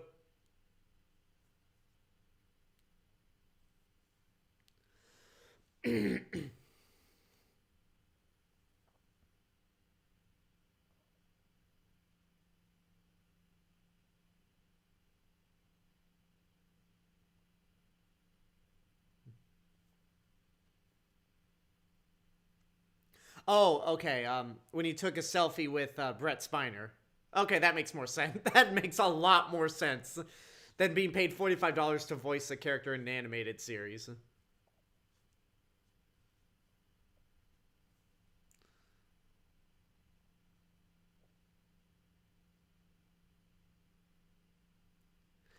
Yeah, this is like the parts where the suit starts malfunctioning.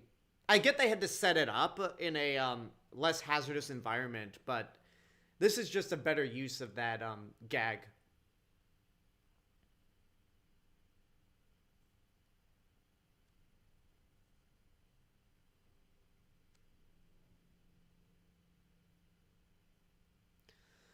You can stop it, Scott. You can stop the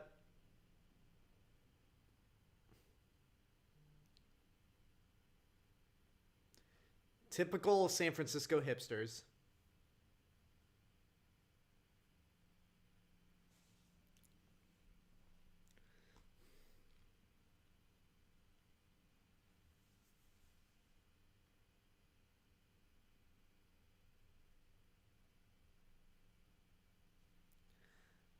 I was actually at a convention mainly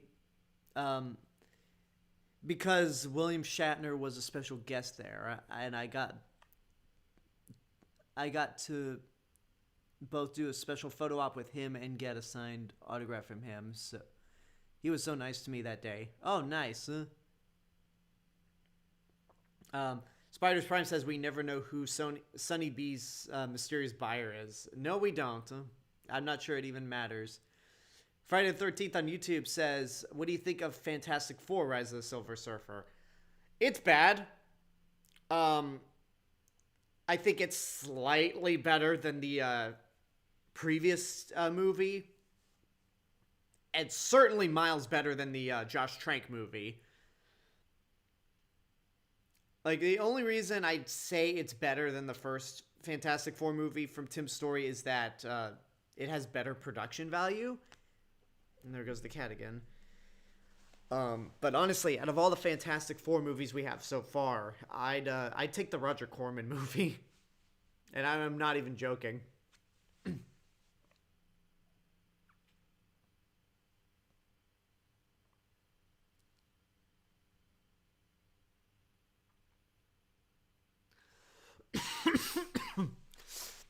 A lot of the Star Trek cast members were there at the convention. Brett Spiner and William Shatner was at the one I went to. Nice. Guys, in the restaurant, there was a tall man on the back of a truck. Pay attention. Again, they're busy writing their screenplays or books. Or wait, maybe screenplays is a more LA trend.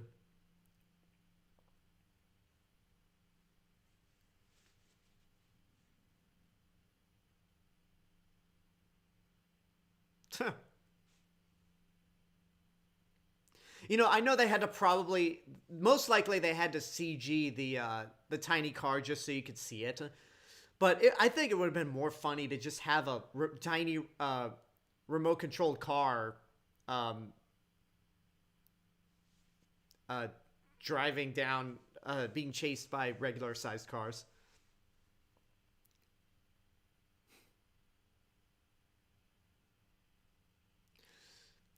Oh yeah, superheroes really like doing that in 2018. Like jumping into the front row of a car feet first. Elastigirl did it in Incredibles 2, and Spider-Man did it in the Spider-Man game.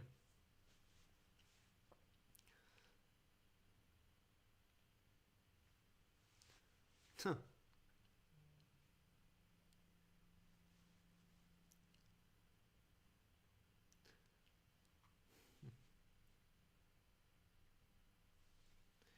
Friday the 13th says Jessica Alba was pretty hot, so maybe it can get a pass. JK.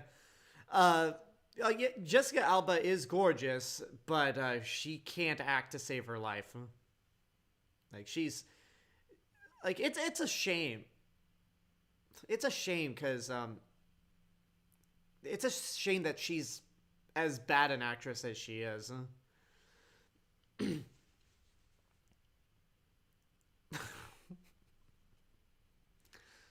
For some reason, this scene got me when seeing this for the first time. And I'm pretty sure seagulls wouldn't care about eating ants, but whatever. Abomination 2008, Superman 4 or Batman and Robin? I'd take Batman and Robin because I could just... It's terrible, but I could look at it as a big budget version of the Adam West Batman. But with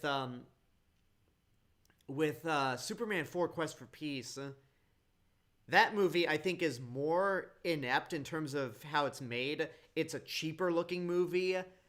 But at the same time, there's more about Superman 4 Quest for Peace that is just, it's so bad it makes me laugh.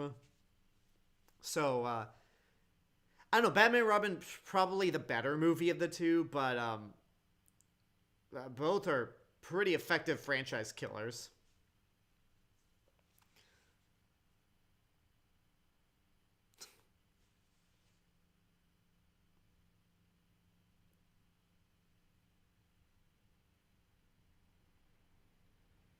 Did you say Batman and Robin was worse in your review for it? I don't remember. I don't remember, honestly. Yeah. I'm gonna have to go back to my reviews and see what I said about Superman 4 and Batman and Robin. I mean, they're both terrible. It's like you're comparing crap to other crap, so not really worth a huge debate. But I can tell you this: you're a fraud. Says Trig Gates.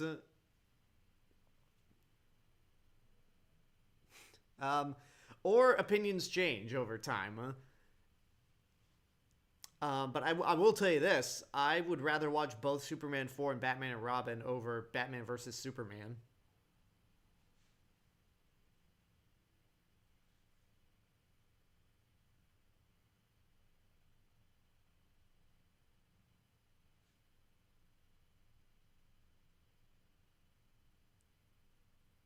And then Charlie Sheen pops up and goes, "Winning!"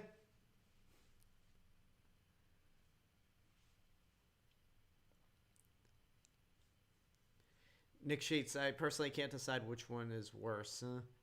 Yeah, I mean, they're both pretty bad.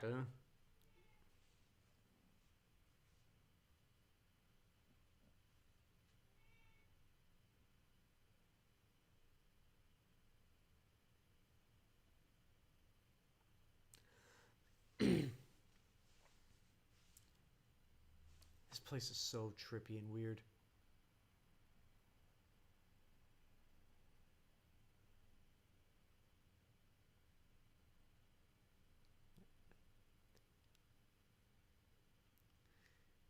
It's amazing how, just like with Marissa Tomei, um, just like with Marissa Tomei, for her old age, Michelle Pfeiffer still looks great.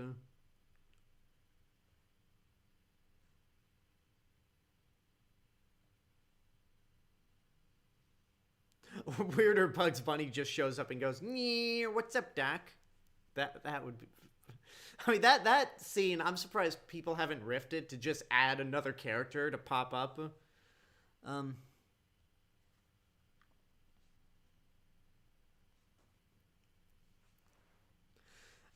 you either root for Batman or Superman. It says Trig Gates. Uh, I mean, yeah, whatever. I mean, in terms of the movies, I mean, they're both pretty even in terms of. I guess no. Batman has more good movies because you got Tim Burton's Batman. You got Batman Returns, which has its moments. And you got Batman Begins and The Dark Knight. Everything else is just kind of either bad, or terrible. Mm. I got you now, Scott. Nick Sheets on Twitch says, I will say BVS is worse out of all of them. Is the worst out of all of them, but that's only because I haven't seen Halle Berry's Catwoman. Oh, man.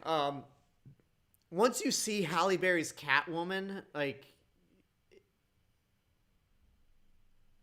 it'll change your life. Like, that's really a lot to say, but, like, it's like watching Halle Berry's Catwoman, it's the equivalent of having your brain pulled out, being peed on, and then putting your brain back in. Like, it is a movie that really does violate your senses.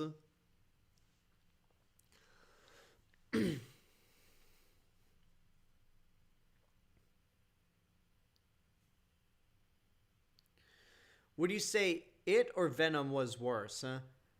Huh? Between Catwoman or wait, between Venom and Catwoman or Venom and Batman versus Superman? Because in either case, Venom's the better movie.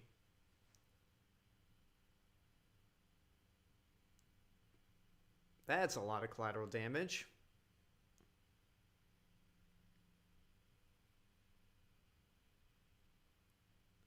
We need an MCU and Star Wars crossover, says Friday the 13th on YouTube.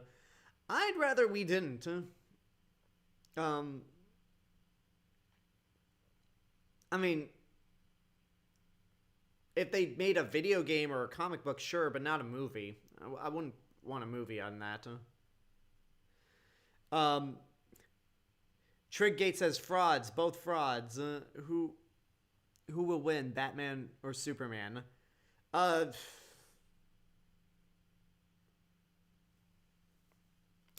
don't know. I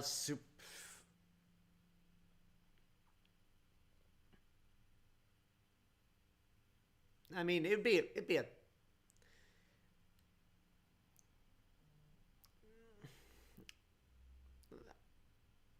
I'd say Superman, just because he's Superman. Just make a decision, all caps. Okay, I made my decision. It's I'll take Superman.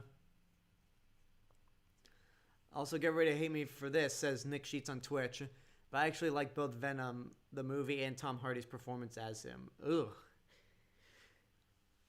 Yeah, it's like, I can understand people liking Venom as a guilty pleasure and in an ironic way, but I can't see I can't see anyone like genuinely liking Venom, but that's just me.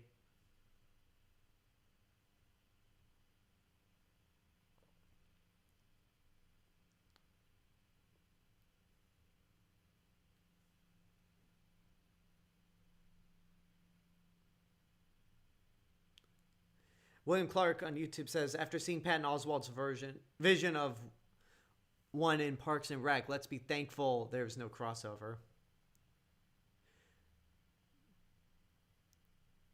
Okay, Nick Sheets, you see it as a guilty pleasure. There we go. That makes sense. That I can get on board with.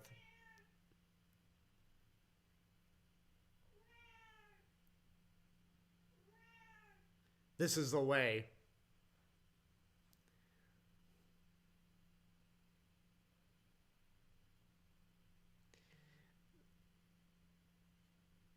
Hey, be nice. Okay, just joke. I was about to say be careful in the chat, Trig Gates, but you're just joking, so I'll let that slide. Abomination 2008 on YouTube. I was like, what's that platform that I'm on more than the other? King Kong or Godzilla? Godzilla. I'm on Team Godzilla all the way.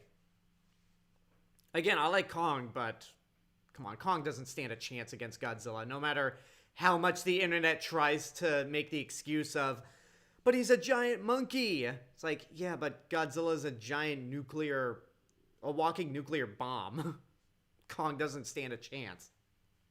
It'll be a close fight, but yeah, Kong doesn't stand a chance.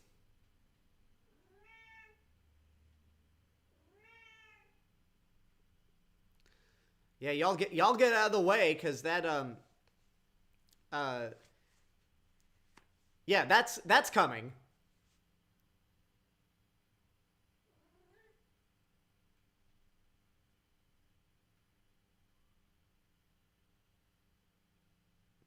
Oh, that is nice.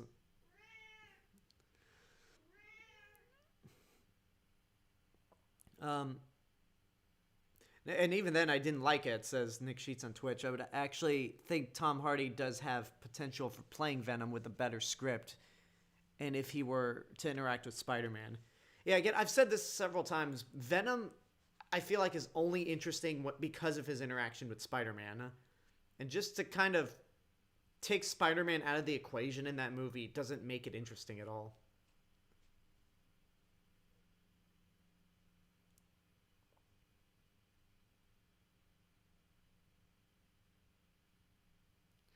Yeah, this is definitely more of the Wasps movie. This is more Hope Van Dyne's movie than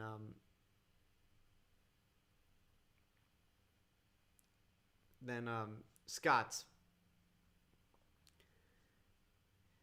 Mechanicong or Mechagodzilla? Mechagodzilla would shred Mechanicong to pieces because Mechanicong was not built to fight King Kong. He was built to dig for a rare element.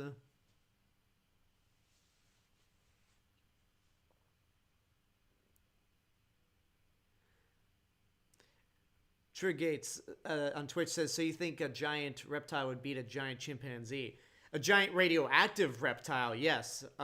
Like we've seen Kong take on dinosaurs and other reptiles before and be better than them, but they weren't nuclear. They didn't shoot radiation from their mouths.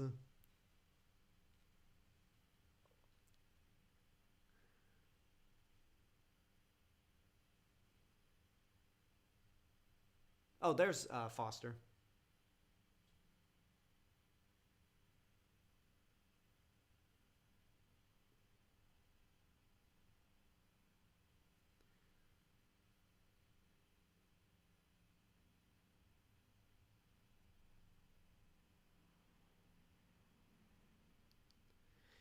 Gamera with two trees or King Kong and Godzilla. So wait, you're talking about Kong and Godzilla teaming up against Gamera?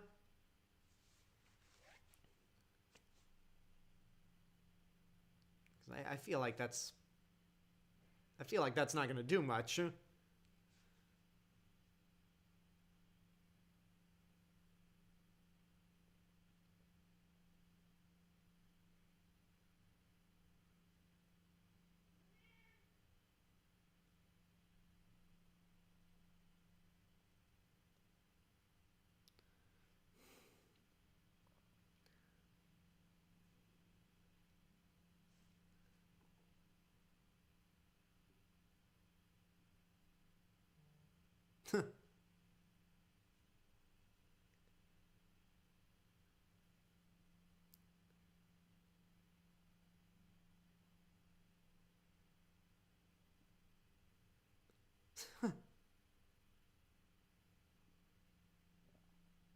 Told you.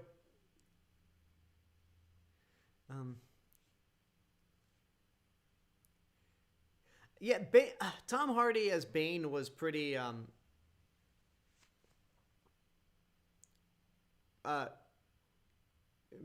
yeah, Tom Hardy was pretty intimidating at points with Bane. But that voice definitely does not help anything, especially after seeing them utilize this voice in Harley Quinn, and where Bane becomes a joke. Granted, a funny joke, and one of the funniest bits of that show.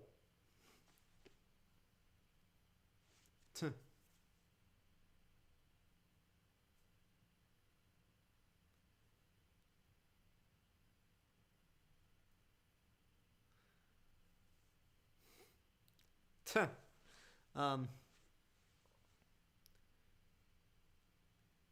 Kong performs the Jawbreaker, says Friday the 13th on YouTube. Yeah, but what happens when Godzilla fires his atomic breath in Kong's face? That doesn't go well.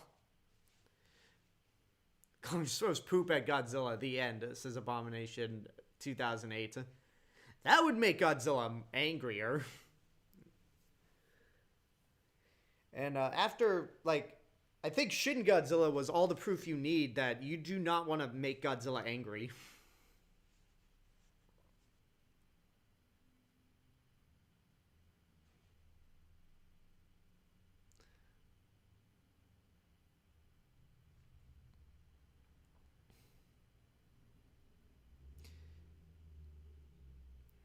God, it must be, like, living in San Francisco is just nuts.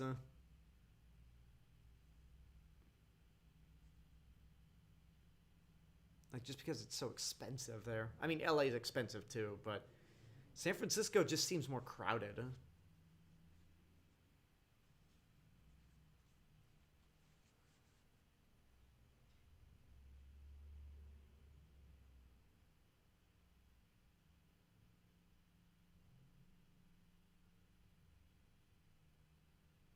You're free.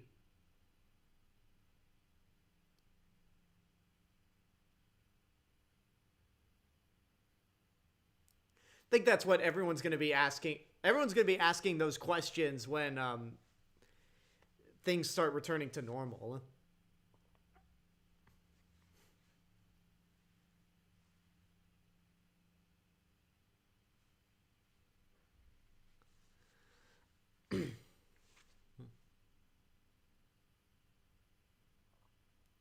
Okay, yeah, wrap up this comedy bit, guys.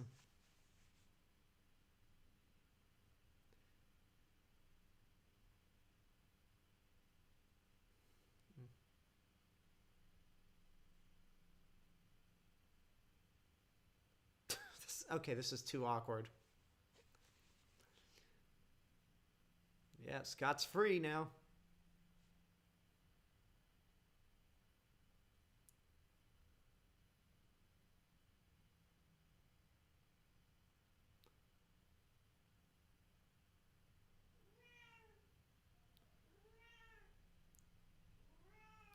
How we get back to normal, real Mr. Robinson, says Trig Gates on Twitch. Everyone gets vaccinated. That's all I can say.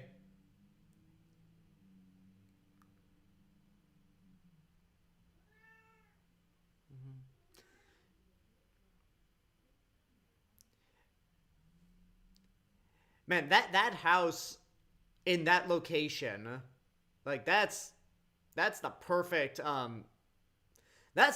place to retire. Like Jesus. There's Them, that giant ant movie from the 50s.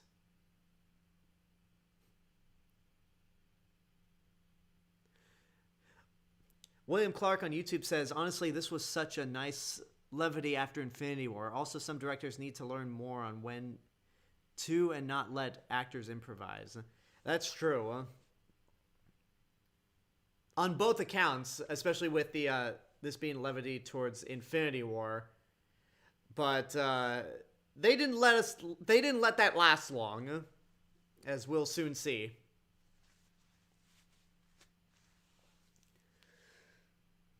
The best drive-in theater ever. I still like this movie. I still think it's a lot of fun. There's Chris McKenna and Eric Summers again, who co-wrote Spider-Man: Homecoming. And as I said Tuesday, Chris McKenna was involved a lot with Community, and Eric Summers worked on season 5. Huh?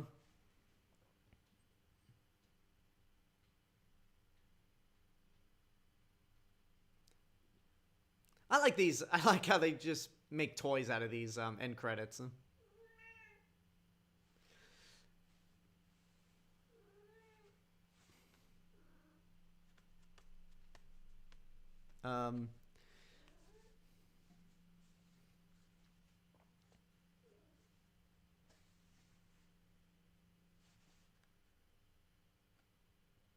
There's Christoph Beck, who scored.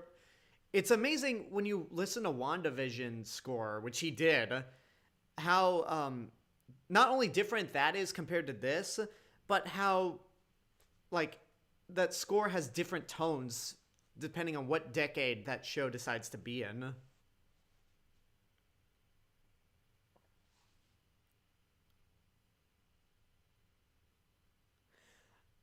Christoph Beck, the composer who did the 2 Ant-Man movies, who did Frozen, did the score for WandaVision.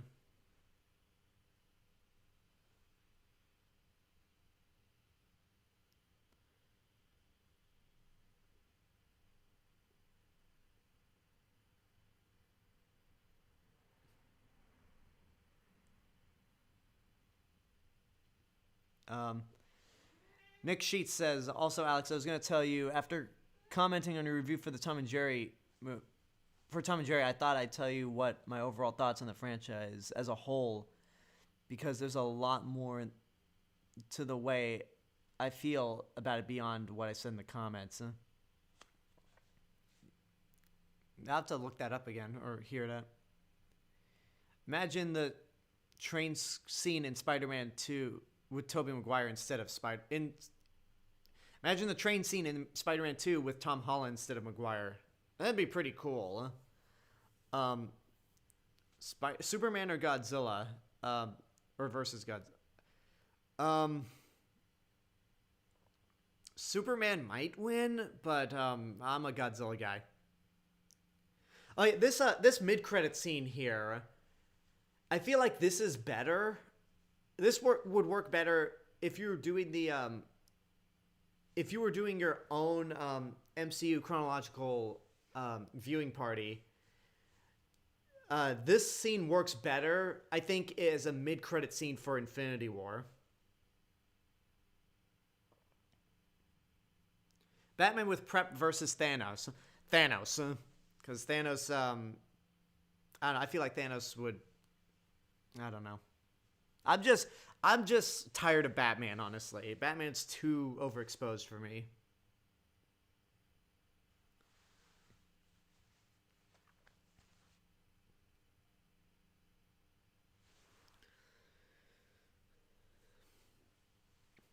Oh, man. It's like, seeing this for the first time, and again with my friends, we knew something was going to happen. And then they're gone. And the second that shot came up, you just you could feel all the air of the room getting sucked out. Like, no!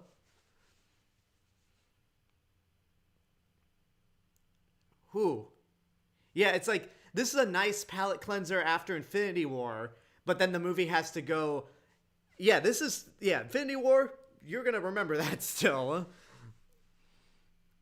My comment said that I thought Tom and Jerry needed to die. Oh yeah, I remember that comment, and had no hope in the movie, and you replied, I'm gonna have to take a look at that again, because that was bad. That was really, really bad. William Clark on YouTube says, ready for the making of WandaVision tomorrow. Yeah, since we don't have any more WandaVision episodes, and we have a week more to wait for Falcon and the Winter Soldier. What happened in WandaVision, Robinson? Have you not seen it, Trig Gates? As we're waiting for the... Anyway, as we're waiting for the stinger to pop up, I want to say thank you guys for joining me on my watch party for Ant-Man and the Wasp. Definitely a lot of fun with this one. Next Tuesday is going to be Doctor Strange. I know some of you were thinking that I was going to be doing Doctor Strange today, but no, that's going to be for next Tuesday. As for this weekend, though, on Twitch exclusively, I will be streaming Final Fantasy VII Remake for the first time Saturday at 4 p.m. Pacific Standard Time. It'll be my first attempt to play a Final Fantasy game ever, so it's going to be exciting. And then Sunday at 4 p.m. Pacific Standard Time in prep for Justice League, Zack Snyder's Justice League, I'll be playing Injustice Gods Among Us for the first time.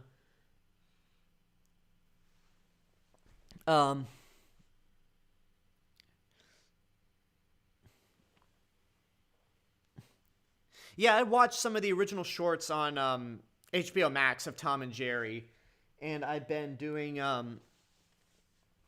I've been taking an animation class, and today one of the assignments I just did was about Warner Brothers and MGM animation. Oh, well, yeah, Batman, Abomination 2008. If Batman gets the Infinity Gauntlet, then it's over. But he'd kill himself in the process because he's a mortal human being. Anyway, let's see if we can raid a channel. Yeah,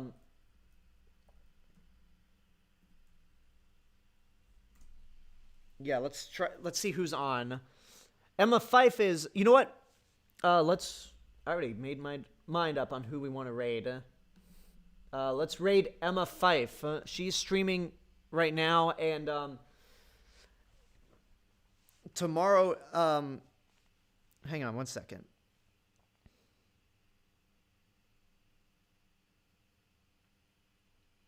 Yeah, Emma Fife is streaming on Twitch at this moment, and tomorrow is her birthday, so if you go there and wish her an early happy birthday, think she'll definitely appreciate that.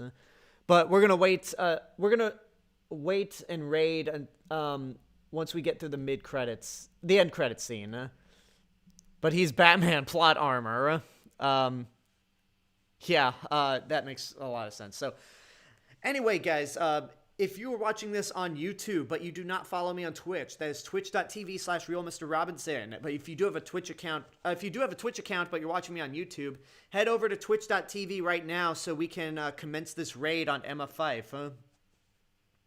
And again, I stream every Sunday, Tuesday, Thursday, and Saturday. This Saturday, as I said before, Final Fantasy Remake. Sunday, Injustice Gods Amongst Us.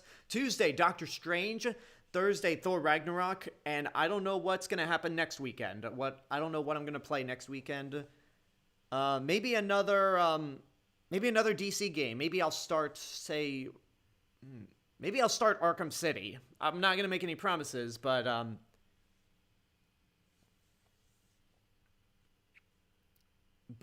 we'll see about that.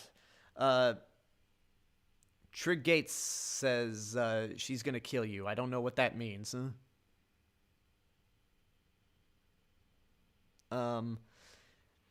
Revenge of the Sith or Rise of Skywalker, says Abomination 2008. Revenge of the Sith. Revenge of the Sith's much better than Rise of Skywalker. Rise of Skywalker, I still maintain, is the worst live-action Star Wars movie. Trig Gates says invading. I still don't think you understand the concept of a raid on Twitch. Or you're being sarcastic. It's hard to tell through text.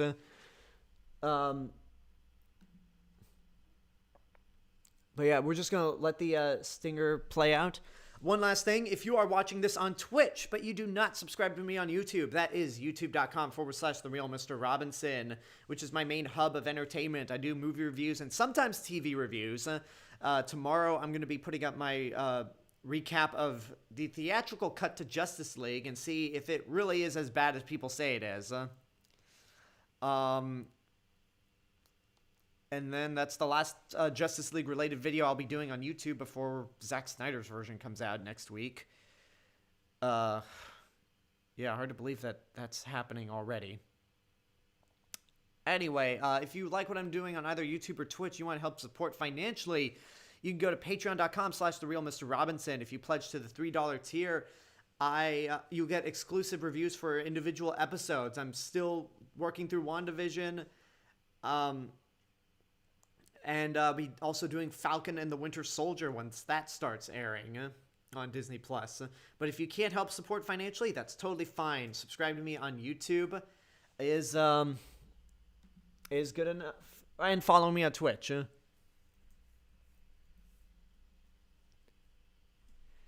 yeah, there's just this... Yeah, this end credit scene, it just has a weird discomfort to it. Like hearing that emergency broadcast tone, seeing the ant playing drums, and then this, Ant-Man and the Wasp will return? And I remember, like, the question mark pops up and everyone's like, no. Yeah, that, like, for as fun as that movie ended up being, that was an intense, those were two intense stingers, even if the last one felt, the